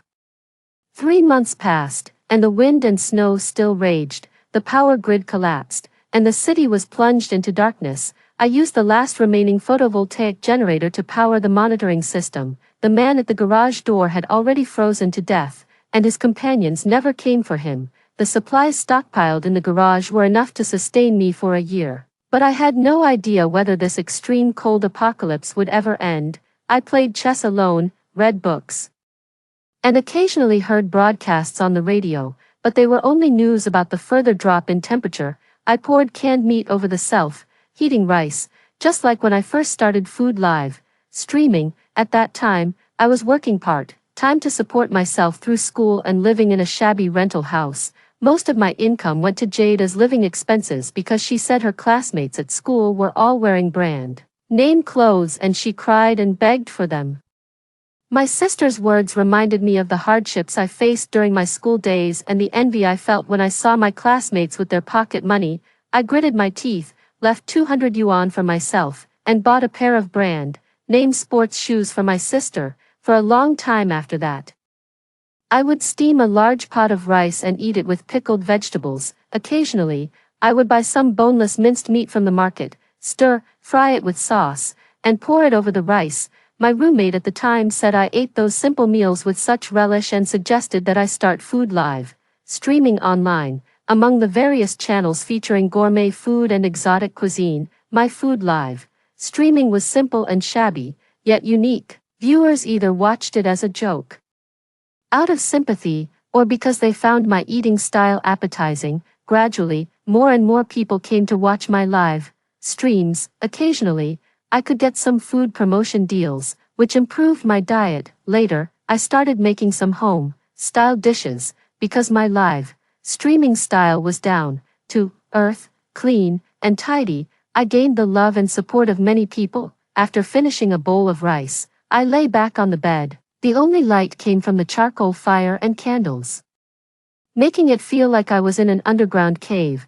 The radio broadcast came in, and I wondered how long this kind of life would last. Half a year had passed since the extreme cold apocalypse began. My daily routine consisted of adding charcoal, boiling water, eating, taking stock of supplies, and then going back to sleep. Like a hibernating animal, I minimized my movements as much as possible in the cold and dark underground, entered a state of sleep, maintained my vital signs, and conserved my remaining body heat. Within the visible range of the surveillance cameras outside the villa, there were no longer any signs of human presence. The news no longer counted the casualties. I even began to worry if I was the only human being left alive. On the 215th day of the extreme cold apocalypse, I was awakened by the crackling sound on the radio. A female voice said, "According to the monitoring by the Meteorological Bureau, the extreme cold weather will be brought under control in the next 2 weeks, and the temperature will gradually warm up." I perked up my ears,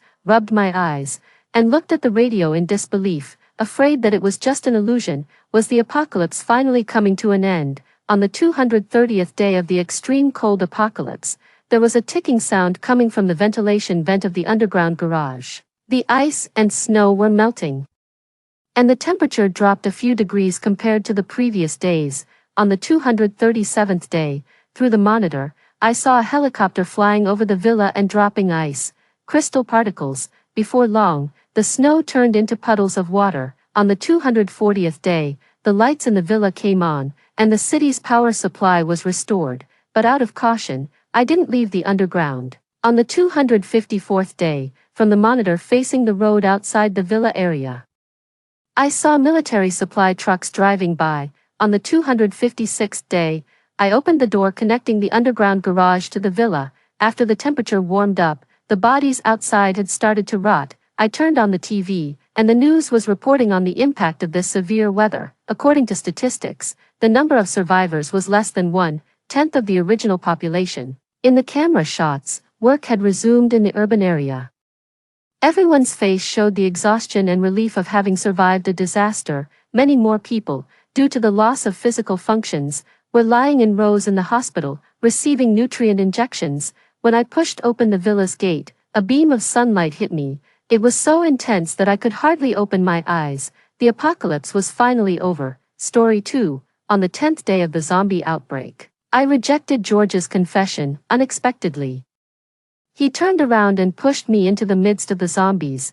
Then, holding his so-called dear younger sister in his arms, he said to me, "I've awakened my superpower. You, a burden, can get lost now." 01. At this moment, I was pushed out of the car by George and fell heavily to the ground. My entire back was stabbed by glass shards. The shadows of a large group of zombies appeared around me, and I could only watch helplessly as he and Layla drove away. There was no time to be angry about their betrayal. I told myself that I had to stay calm, especially at such a moment. While holding my breath, I gripped the stun gun in my hand tightly and my gaze fell on the stairs of the overpass not far away. I had exhausted almost all of my physical strength in the previous battle. Moreover, these zombies had clearly evolved compared to those a few days ago. They were much more agile in speed. Those that I had knocked down earlier actually all regained their mobility in a short period of time. Sweat dripped down my forehead and ran down my cheeks. I took out my phone, pressed the emergency call number, turned on the speakerphone, and with all my strength, threw it behind the zombies in the second before the ringtone rang. Beep, beep, beep. Some of the zombies immediately turned around when they heard the commotion and crouched on the ground in a strange posture, gnawing and biting. Taking advantage of this gap, I did a forward roll, jumped up, and severely struck the heads of the zombies with the stun gun. Then I quickly ran towards the stairs of the overpass. However, I couldn't match their speed. When I climbed onto the overpass, a group of zombies chased after me from behind. They let out ear-piercing roars. as if they were summoning their companions. As expected, all the zombies below looked up in my direction and then rushed up frantically. This was the second time I felt despair. The first time was when that brainless Layla opened the school gate on the third day of the zombie outbreak, causing some homesick students to run out. At that time, we only thought it was a virus similar to the one that appeared 30 years ago. I, along with several teachers who hadn't had time to leave, went out to get medical masks, protective suits, and other supplies. When we came back, there were already corpses lying all over outside the school gate. Blood flowed on the ground along their bodies. Those young faces were all filled with expressions of horror, and every pair of eyes was full of despair. The students in the teaching building were also frightened and hugged each other, crying loudly. We reported the situation to our superiors and received the reply that we should quickly dispose of the corpses uniformly. There were no extra words, which made it difficult for every teacher among us to accept. There were a total of 77 lives. At that moment, I suddenly began to doubt myself. Did I really have the ability to protect them? Now, I was about to have the same fate as them. My arm was grabbed by a filthy hand. While my sleeve was being torn, another zombie took a bite at my neck. Just as I was about to bid farewell to this world, a searing heat burned my hand. The zombies in front of me let out howls and retreated one after another. Jump down, a voice came from below. Without thinking much, I jumped off the overpass and landed right on a Jeep truck. The zombies on the bridge jumped down right after me. I was stuffed with a machete in my hand and swung it without hesitation. Attack their heads. Second, keep using the flamethrower. Fourth, quickly lower the speaker. The car made a sharp turn and I almost fell out. The man beside me pulled me and raised the flamethrower, spraying flames at the zombies beside the car. Eardrum-piercing rock music blared from the speaker, and the zombies behind us were attracted by it. Only then were we able to escape smoothly. Let me introduce myself. My name is Jason. Eleanor. We shook hands, and only then did I notice that the back of my hand had blistered, and there was also a distinct pain in my ear. Sorry, it was a last resort. Thank you for saving me. Compared to these minor injuries, my life was more important. The car made several twists and turns and finally stopped at a popular online check-in place in the city. A luxurious villa. Unlike what it looked like online, the outside of the villa had been reinforced layer by layer. The electric fence was visually more than 5 meters high, and the gate was bulletproof. My heart sank. Today, I went with George and Layla to pick up the bulletproof door and the electric fence. After getting the goods, I asked the two of them to go back first. George offered to go with me to pick up vegetables and flour. After leaving the flour mill, we encountered zombies. George, who was originally powerless, suddenly became fierce and took down a zombie with his bare hands. At that time, I was still in the car. When he was at a disadvantage, I stepped on the gas pedal and knocked down the zombie in front of him, and Layla came back at this moment. She was so scared by the scene in front of her that she was frozen in place. Seeing that she was surrounded by zombies, I could only get out of the car to save her. But I didn't expect that after she got in the car, she directly closed the car door, and that scumbag George actually told me that he had awakened his superpower and left me there to die. Eleanor, come in quickly. Jason and the others also went out to look for supplies today. I took the box of instant noodles from his hand with one hand and found that there were obvious bloodstains on it. There were about 40 or 50 people in the villa, and children of kindergarten age accounted for more than half of them.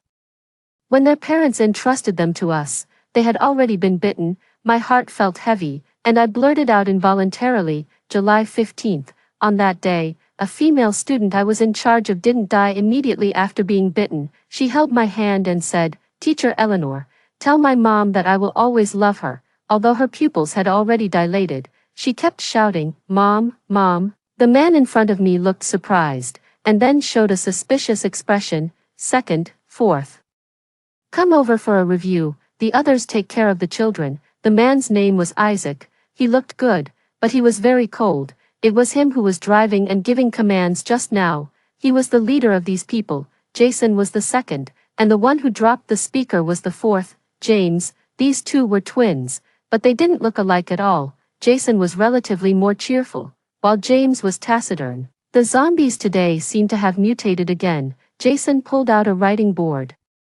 on which the situation after the zombie outbreak was clearly marked. On July 10th, a series of people in the city suddenly fell into a coma and died during the process of being sent to the hospital for treatment. On July 14th, the corpses that hadn't been cremated in time suddenly came back to life and were aggressive. Characteristics: they bite people, move slowly, have no vision, and weak hearing and sense of smell. On July 15th, those who were bitten by the zombies had symptoms of mutation but didn't die immediately.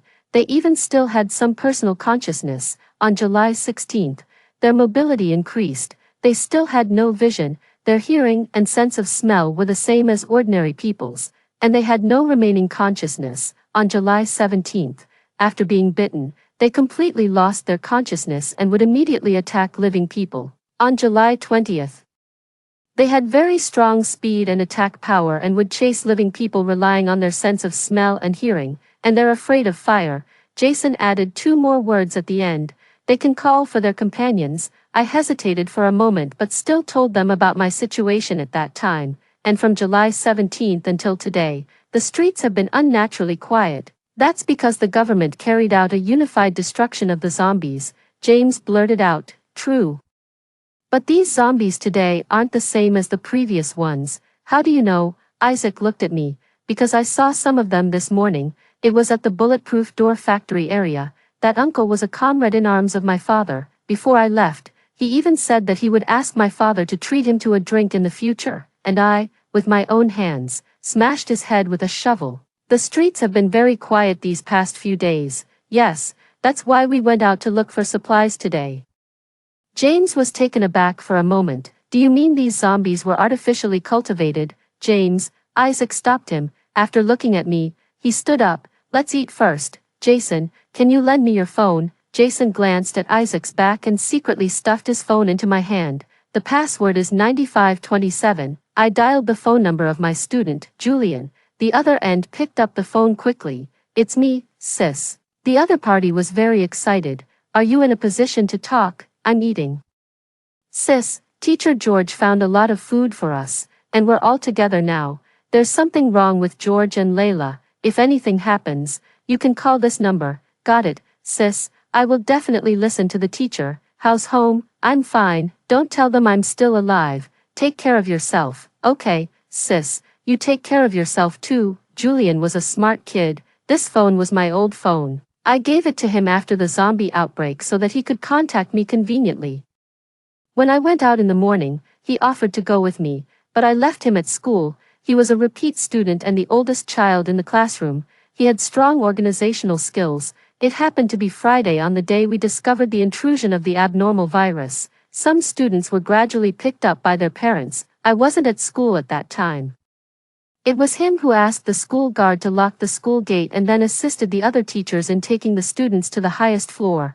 I was very relieved to leave him at school. After that, I ran into George in the corridor. He took out a rose folded from colored paper from behind his back and said to me affectionately, "Eleanor, I like you, be my girlfriend."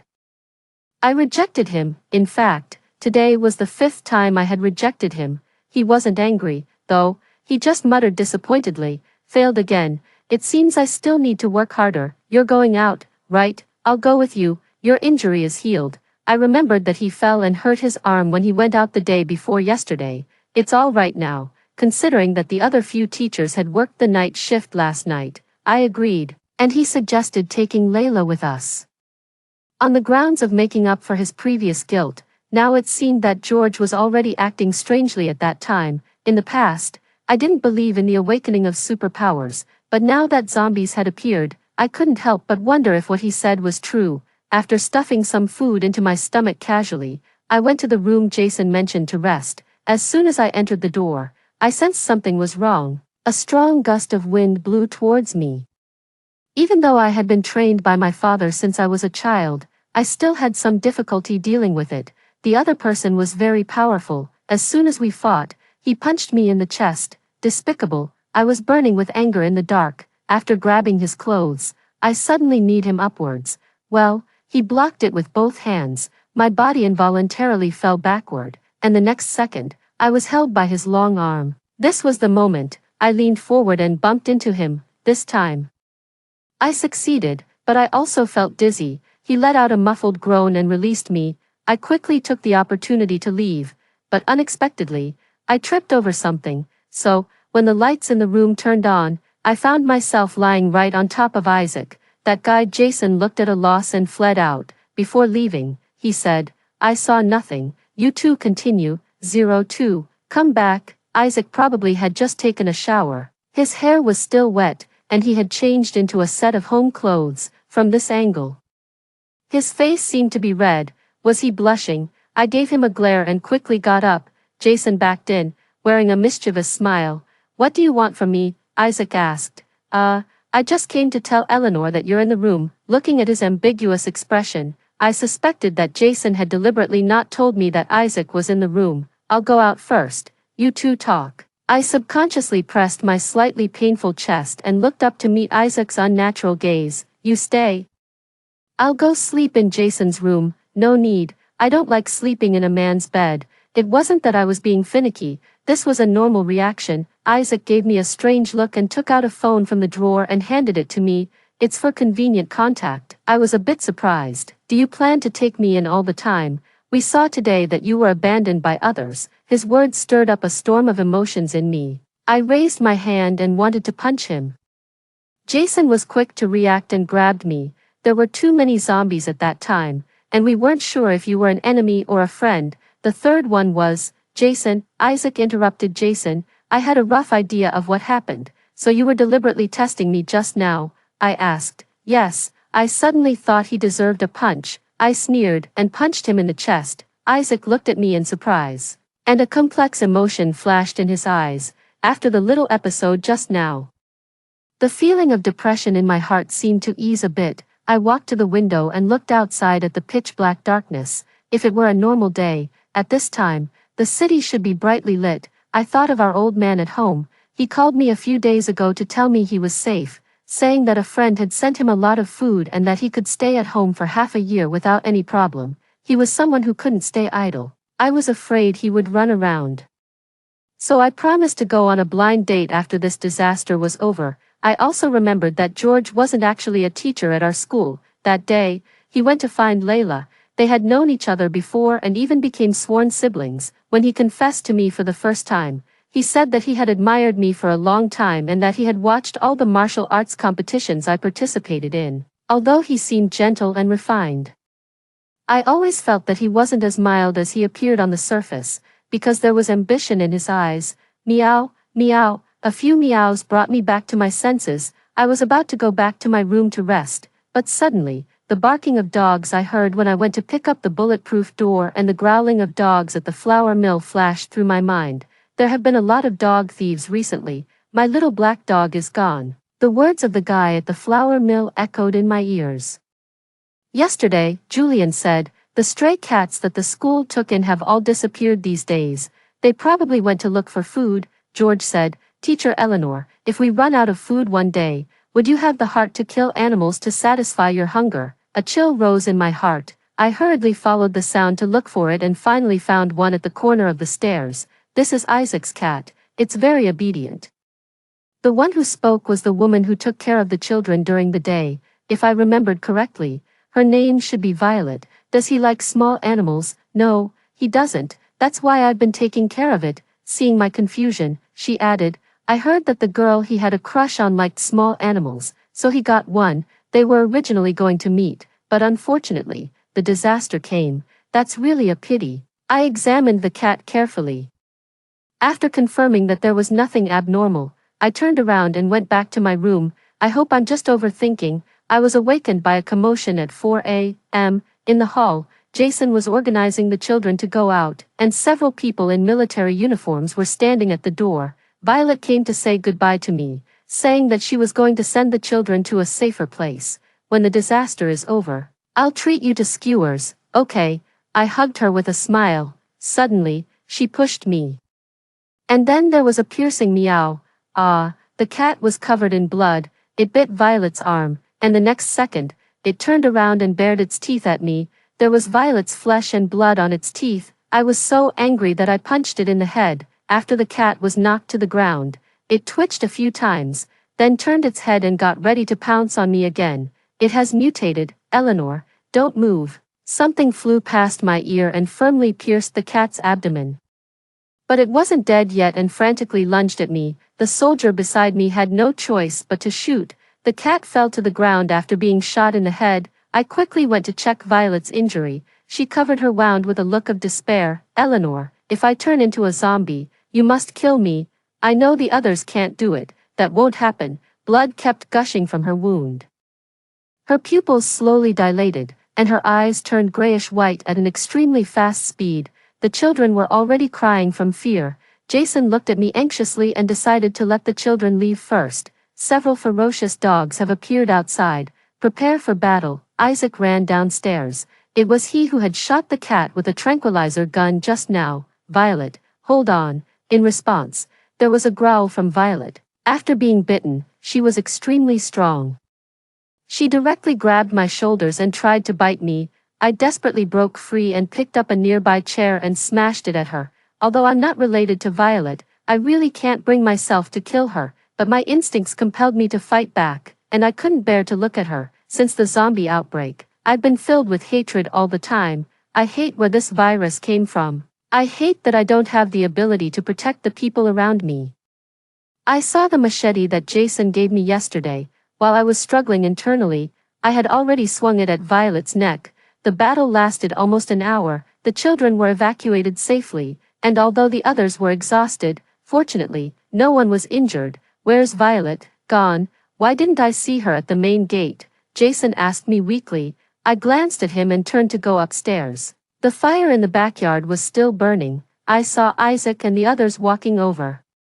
James knelt on the ground and kowtowed 3 times, then looked up in my direction. There was accusation in his eyes. I couldn't face them. I put down the phone Isaac gave me and prepared to leave. "Violet is James and Jason's cousin and also the fiancé of the third one. Before he died, the third one asked me to take good care of her." Isaac's voice was desolate. "At first, we also wanted to do our best to save those strangers, but they pushed the third one out. We made an agreement that we wouldn't save people easily anymore, except for children, but when we saw you being abandoned that day, we still rushed over without hesitation." "What are you trying to say?" I turned back to look at him. "Actually, most of our decisions are just based on instinct, so you don't have to blame yourself. Even if you hadn't done it, one of the 3 of us would have had to. Perhaps we should even thank you." "Stay." Isaac stuffed the phone back into my hand.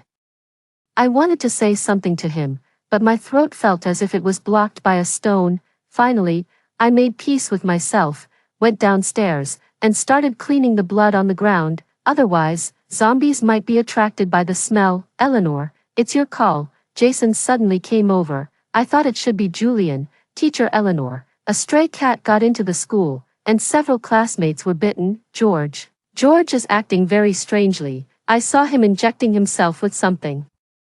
And then he defeated several zombies on his own." Me and the classmates ran to the top floor and locked the door. "Teacher Eleanor, don't come back." There was a lot of noise on the other end, and Julian was out of breath throughout. "Julian?" Isaac asked. "Are you Julian?" "Brother, take care of yourself. We're coming to save you right away." "Don't come, brother. The school gate has been opened, and we can't escape." The call suddenly cut off. I was extremely anxious. And Isaac looked grave. "We have to go back. We must go back." 03, "Eleanor, hide behind me later." On the way, Isaac said to me very seriously. There were emotions in his deep eyes that I couldn't understand. The school gate was wide open, and we could faintly hear screams from inside. There was a haze of smoke on the top floor. We parked the car in a hidden place and the 4 of us walked in with our backs to each other. The air was filled with the smell of blood. When we reached the corner of the stairs, a person suddenly appeared in front of us. It was a girl from the next class. She bared her teeth at us. Before she could let out a scream, Isaac smashed her head with a stick. My heart trembled, and my nails dug deeply into my palm.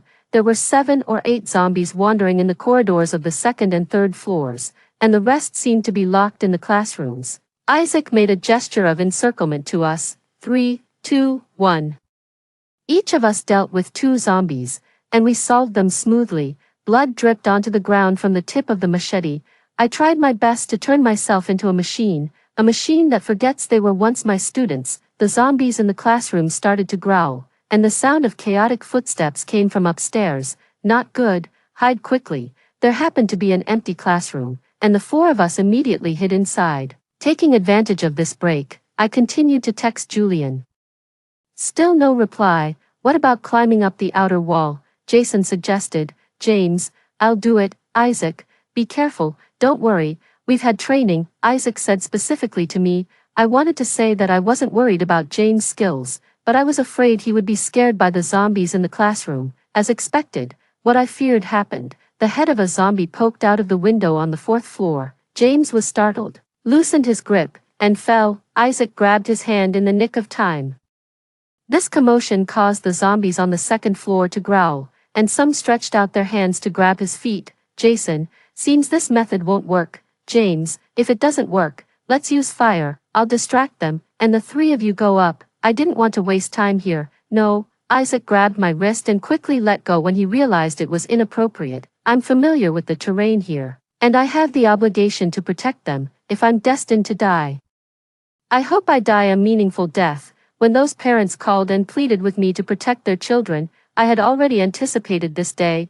I don't want to be the only one left alive. I would rather die than live like that. Okay, Isaac suddenly hugged me. Eleanor, be careful. I didn't look back at him. I hit the guardrail hard with the machete, and the zombies on the stairs swarmed towards me. I took advantage of the terrain and ran wildly on the campus, unfortunately. At the dormitory building, I was blocked by the zombies in front of me. I gripped the machete in my hand tightly. Brother, you'll bless me, right? I had a brother who died while protecting others. I seemed to hear his answer. There was a determination in my eyes that I had never had before. To my surprise, George saved me when I was in a desperate situation. The veins on his arms bulged, and his face was contorted. Eleanor, why aren't you dead? Since you're not dead, of course I have to live. He was probably angry because he saved the wrong person, but now, we were in the same boat. If you dare to plot against me again, I'll drag you down with me even if I die. You're still so naive, but you really underestimate my strength. As if showing off, he punched a zombie's head and blew it with his bare hands. Is this the superpower he mentioned? What do you think? Awesome, right? He kept moving his hands, except for being a bit out of breath. He said, who else dares to look down on me now? I didn't bother listening to his nonsense. I attacked him while staying on guard. George managed to smash the heads of dozens of zombies in less than 10 minutes. When there was only the last one left, he gave me a sinister smile. Eleanor, can I leave this one for you? Before I could react, he had already grabbed my neck. This speed was far from that of an ordinary person. Before I die, can I ask you a question? You want to ask about my superpower, right? He looked very proud. Yes, how can one awaken it? Beg me then, go to hell. I glanced at the top floor and closed my eyes, resigned to my fate. When I opened my eyes again, my eyes were clear. George, I beg you, ha ha ha, Eleanor, you've finally come to this. Weren't you always so arrogant? You rejected me so many times when I confessed. Weren't you so high and mighty? But now, you're at my mercy. He threw me to the ground like trash and then punched the last zombie to death. I won't kill you. I want you to watch with your own eyes how I rule over all of you. What do you want to do? His eyes were very dangerous. Of course, I'm going to release all the zombies in the school and deal with them. Otherwise, where else can you take them? Did that mean there were still students alive? Perhaps seeing my confusion, George dragged me up again. His sticky hand stroked my cheek. Eleanor, don't you want to protect them? Be my slave, and I'll fulfill your wish. What? I can make you awaken your superpower too. My heart skipped a beat, but I said gently on the surface, okay. I followed George all the way to the 5th floor. There was a dense crowd of zombies there. George waved his arms like an indefatigable machine and easily dealt with them. It would be a lie to say I wasn't shocked, but I knew that the current George wasn't normal. When the door on the top floor opened, bright sunlight came in. Julian and the others were all there, and so was Isaac. Eleanor, come here. He watched George warily. Who are they? George asked. This is my brother and his friends. Julian was still a child after all. His eyes were red, and there were still tears on his face. The classmates huddled on the ground lit up when they saw me. Teacher Eleanor, you're finally back. A female student rushed over and hugged me. Teacher, I'm so scared. Don't be afraid. I comforted her. From now on, no one needs to be afraid. I'll protect you all, George said loudly. And your teacher Eleanor, she's my girlfriend now. There was a moment of silence. Eleanor, Isaac called me. Yes, I've agreed to be George's girlfriend. I looked at Isaac and said each word clearly. To be his girlfriend. 04. George put his arm around my shoulders and kissed my cheek with his foul, smelling mouth. Isaac took a step forward but was held back by Jason. Jason forced a smile and said to me, "Congratulations." George proposed killing all the zombies in the school, but Isaac objected, arguing that the remaining students shouldn't be put at risk. "I can handle it alone." George was very confident in his strength. "Eleanor, what do you think?"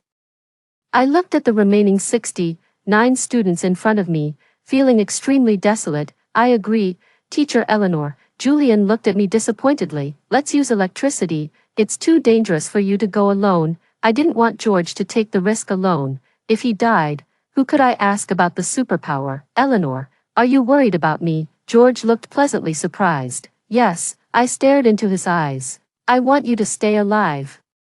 He looked at me with a half-smile and then laughed loudly. "Okay, since everyone trusts me, I'll do it without hesitation." We left the weaker students on the top floor and split into several groups to set up the plan. In fact, the so-called plan was to use the weather forecast and the conductivity of water. As it was getting dark, it finally started to rain. Isaac and George took the lead and lured the zombies out of the teaching building. I took out my phone to record. George said he wanted to document his glorious moment. I watched Isaac fighting with the zombies, listened to James swearing, and felt the frightened gazes of the students around me. The moment I pulled the switch, George pushed Isaac into the midst of the zombies, just like he did to me that day. Damn it, Jason was so anxious that he wanted to go down, but I stopped him. Then we saw George pull Isaac back again, and his speed was extremely fast.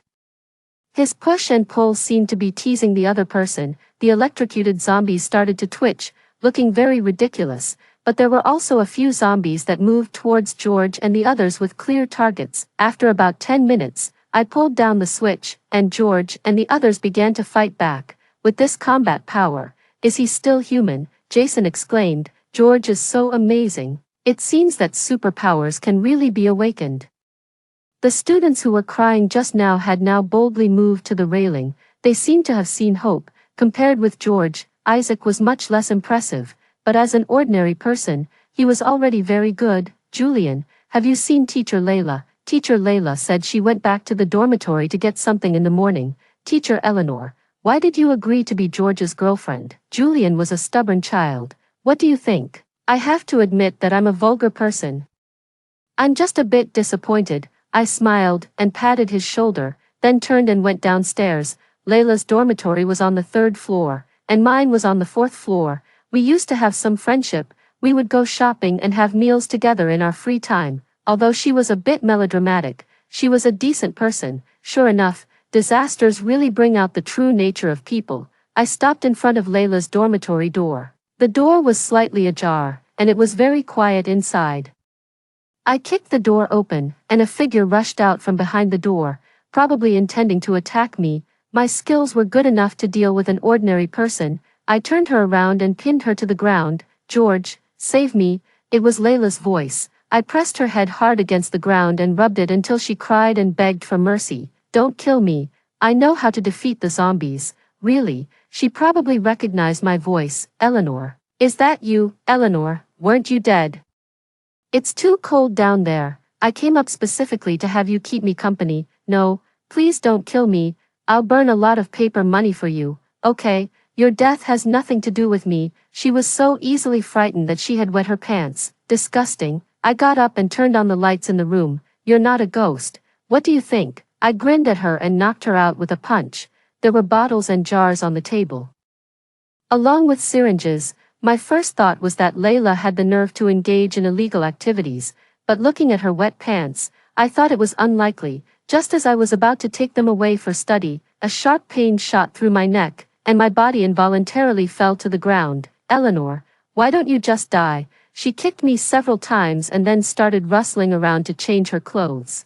If it weren't for the fact that this injection affects fertility, Layla, could also become a savior. that bastard George thinks he's so amazing, but he still has to please others, and he talks about superpowers. Haha, the apocalypse is all fake, and superpowers are nothing, the apocalypse is fake. I rubbed my neck and asked, of course, if no one deliberately released the virus, where would this apocalypse come from? Is that so? I grabbed Layla by the neck. Although I had suspected it before, I still didn't want to believe it. Cough, don't kill me. Well, it depends on how sincere you are. 05. When we got back to the teaching building, all the zombies had been eliminated. Isaac was kneeling on the ground gasping for breath, while George shouted confidently towards the top floor, "Don't be afraid, classmates, all the zombies have died. You are safe." Looking at his confident appearance, I really wished I had a gun in my hand to blow his brains out. Safe,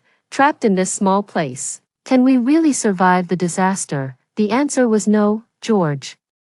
I picked up the coat he had dropped on the ground. Are you hurt? How could I get hurt?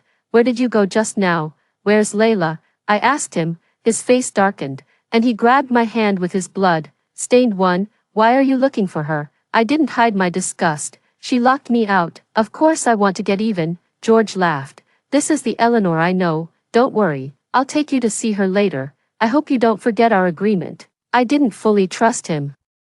Are you two done? Can you hurry up and clean up the bodies? Everyone from the top floor had come down. James looked at George and me with a bad expression. I was on the front line. Now it's your turn. With that, he pulled me towards the office on the first floor. After closing the door, George washed his face first and then leaned back in the chair, looking a bit tired. Eleanor, come and give me a shoulder rub, will you, George? When are you going to fulfill what you promised me?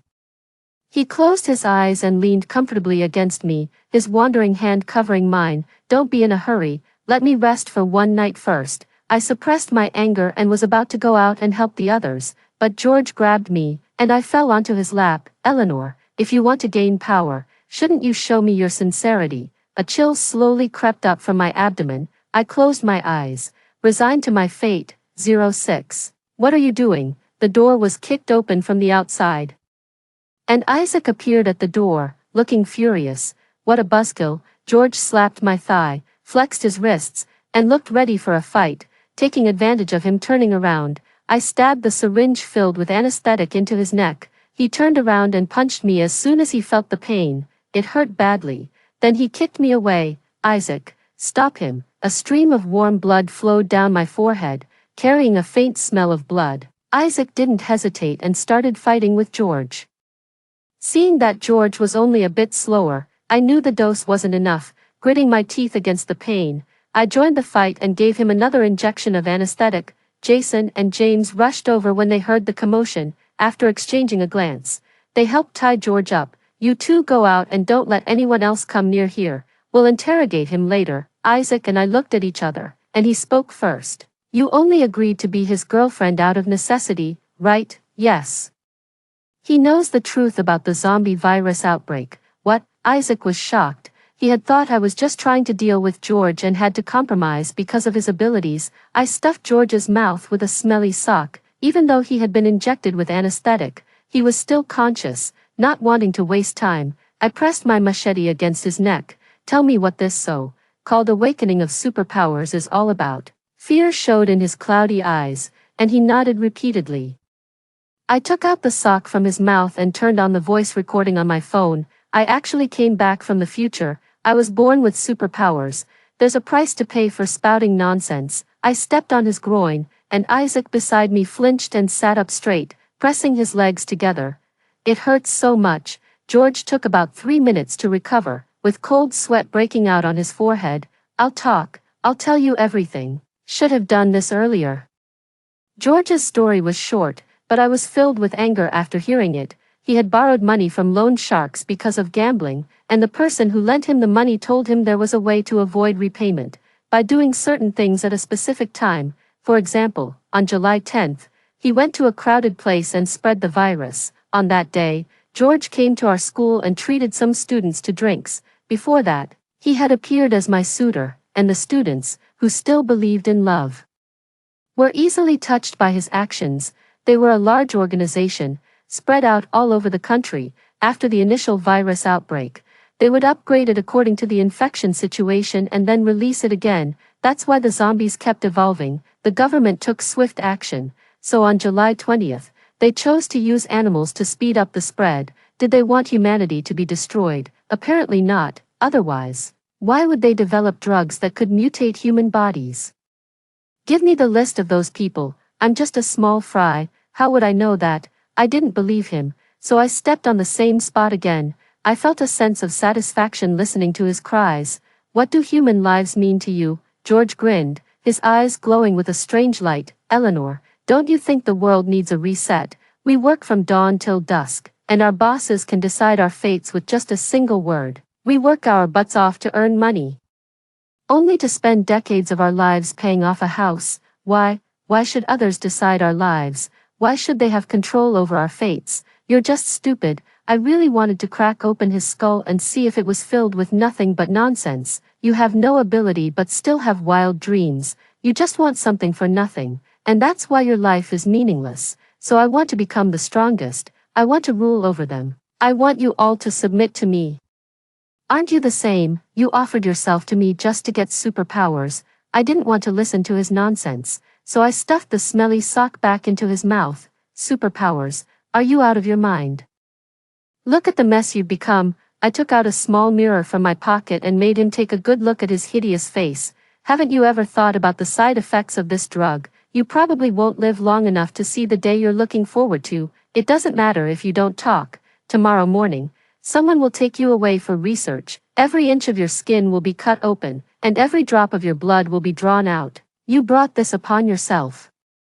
George whimpered for a long time, but I ignored him. Isaac was clearly shocked by the news and asked me if I had noticed something was wrong earlier. I just told him that I believed in science. Science made me disbelieve in superpowers, but since they existed, it meant someone had deliberately created them, push humanity to the brink and then appear as saviors. The original authorities would be questioned, and those with ulterior motives would take the opportunity to rise to power. Just like the disaster 30 years ago, George kept shaking and even foamed at the mouth. He couldn't die, or he would lose his value. When he spoke again, he was still annoying. No, Eleanor, don't send me for research. It's useless. The zombie virus has already broken out, and the world is about to end. Keep me here. Okay, I can help you kill zombies. I can protect you. With what? I patted his cheek. With the injections that you had Layla hide in the dormitory. How do you know? What did you do with my stuff? If he had even asked about Layla, I would have thought he was still a man. What do you think? George probably guessed that I had taken his things. He turned to Isaac and said, "Dude, don't you want to be stronger? Don't you want to stop being bullied? Kill this woman. The stuff she has can make you a hero." Isaac showed some interest, stood up, and walked over to me. "Is it really with you?" My heart sank, and I replied expressionlessly, "So what if it is? Are you really going to kill me?" The man pursed his lips, and his face darkened. "My life is yours now. Are you crazy? I told you to kill her," George shouted, and in response, Isaac punched him hard. He passed out, and the office finally fell silent. "Don't tell anyone about this. Protect yourselves. Don't you want it?" I asked him. His face turned red, and he glanced around. "It's too soon, and this isn't the right place." So he really wanted to be stronger. I gave him a look of disdain. "Aren't you afraid of ending up like George? Did he touch you?" "What?" His eyes were terrifying. He grabbed my wrist and pulled me into his arms. "Isaac, what are you? Let's kill him, okay? I won't tell anyone. I'll protect you from now on." I felt like we had misunderstood each other. "Calm down. Nothing happened between him and me. I just lured him in and then attacked." Isaac stiffened for a moment and then asked me seriously, "Then what you said earlier about wanting, well, I have no interest in those injections." Good, it was all cleared up, but I felt a strange heat spreading through my body, and my face was burning. We locked George in the room and had dinner with the remaining students as if nothing had happened. During the meal, a classmate asked about George. I just told them he was too tired and needed to rest. Isaac and I were waiting for George to be taken away the next day, but unexpectedly, a figure entered the office in the dead of night. 07. "Teacher Eleanor, something's wrong. George has escaped." Just as dawn broke, Julian brought the bad news. I immediately checked my backpack and found that all the injections I had taken from Layla the day before were gone. The girl who had rushed into my arms for safety the previous night, Audrey, was also missing. She even left me a note. Sorry, Teacher Eleanor. I choose to follow the strong. Thinking of the rice porridge she had brought me before going to bed, my heart sank to the bottom. How ironic, the people I risked my life to protect had finally betrayed me. I locked myself in the room and didn't open the door no matter how much Isaac and the others called. Isaac came again at dinner. They're in the building across the way. If you want all your students to fall into the clutches of a wolf, then keep wallowing in self-pity. George was being extremely arrogant. To win over more students, he openly challenged me. When I got to the campus, some students were already standing behind him. Your teacher Eleanor only wants to become strong herself and doesn't care about your lives at all. She just wants you to follow her blindly so that you can become food for the zombies when the horde comes. As he spoke, he played a recording. How can I awaken my powers, George? I'm begging you. Immediately, the children who had been standing by my side all gave me strange looks. Their eyes seemed to say, so this is the kind of person you are. Disappointment and disdain were like a rope tightening around my neck, and no matter how much I struggled, I couldn't break free. It's different with me. I can make all of you strong and free from fear. I promise that as long as you follow me, you'll see your parents soon. As soon as he said this, an arrow whistled through the air and directly pierced into the display board next to George. I trust Eleanor. Isaac had somehow appeared by my side, followed by the Jason and James. Me too. She led us here to save you. Don't be deceived by George. Everyone, don't you remember how Teacher Eleanor has treated us? Julian came out to defend me. We haven't forgotten, but we just want to survive.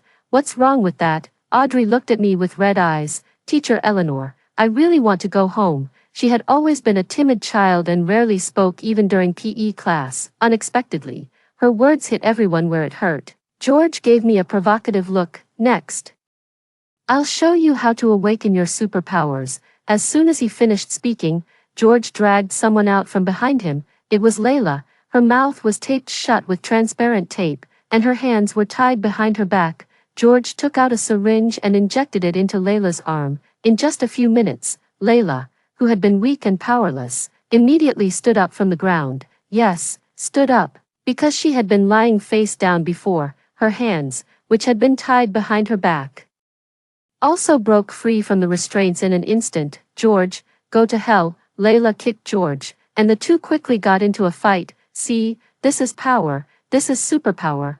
George, am the real hero who will save you all. The two fought fiercely, and in the end, George emerged victorious. You clearly know that this drug has side effects. If they take it, they may not live long enough to see their parents, but it's better than waiting to die here, isn't it?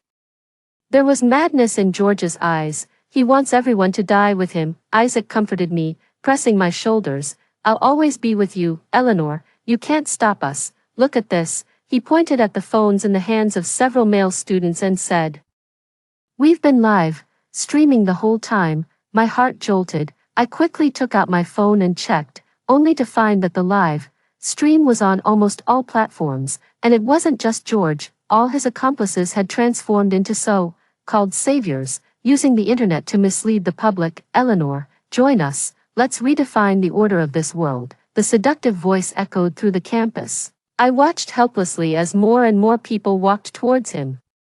It seemed like an eternity passed before I heard myself say, okay, 08, Eleanor, don't go. Isaac held my hand, and the worry in his eyes was almost overwhelming. Isaac, it's my duty to protect them, and I can only keep my promise by becoming stronger. Pushing Isaac away, I walked towards George. With every step I took, I could hear Isaac's angry shouts. Eleanor, you've really disappointed me. Have you forgotten what you're loyal to? I thought you were like him. Shut up.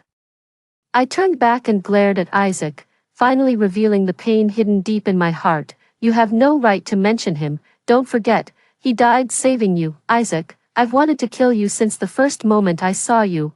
I once had a brother who loved me. He was a soldier. He sacrificed his life to save a playful boy, and that boy was the young Isaac. So, I recognized him the moment Isaac saved me. Isaac, we're even now. It started to rain heavily, through the curtain of rain. I couldn't see the expression on Isaac's face clearly, but I knew he must have regretted saving me at that moment. The live stream continued, and the comments were polarized. Some people cursed me, while others said such a choice wasn't shameful in the face of the apocalypse. If it were me, I'd be willing to sacrifice myself as long as I could protect my family. Agreed, Eleanor, welcome to join us. George held out his hand to me, but pulled it back as I got closer.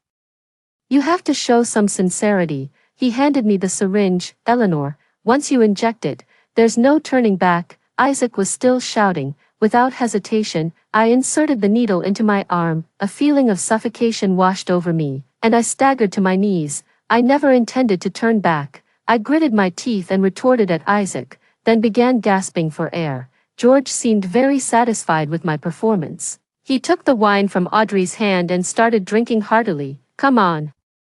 Let's welcome your teacher Eleanor together. Audrey came up to me and said, Teacher Eleanor, our decision was right, but I still won't forgive you. She looked at me in surprise, then smiled and took a few steps back. Eleanor, I thought you had more backbone. In response to Layla's mockery, I simply said, once you've been a lackey for too long, you forget how you used to walk on your own. How dare you abuse me? Layla was enraged and raised her hand to hit me.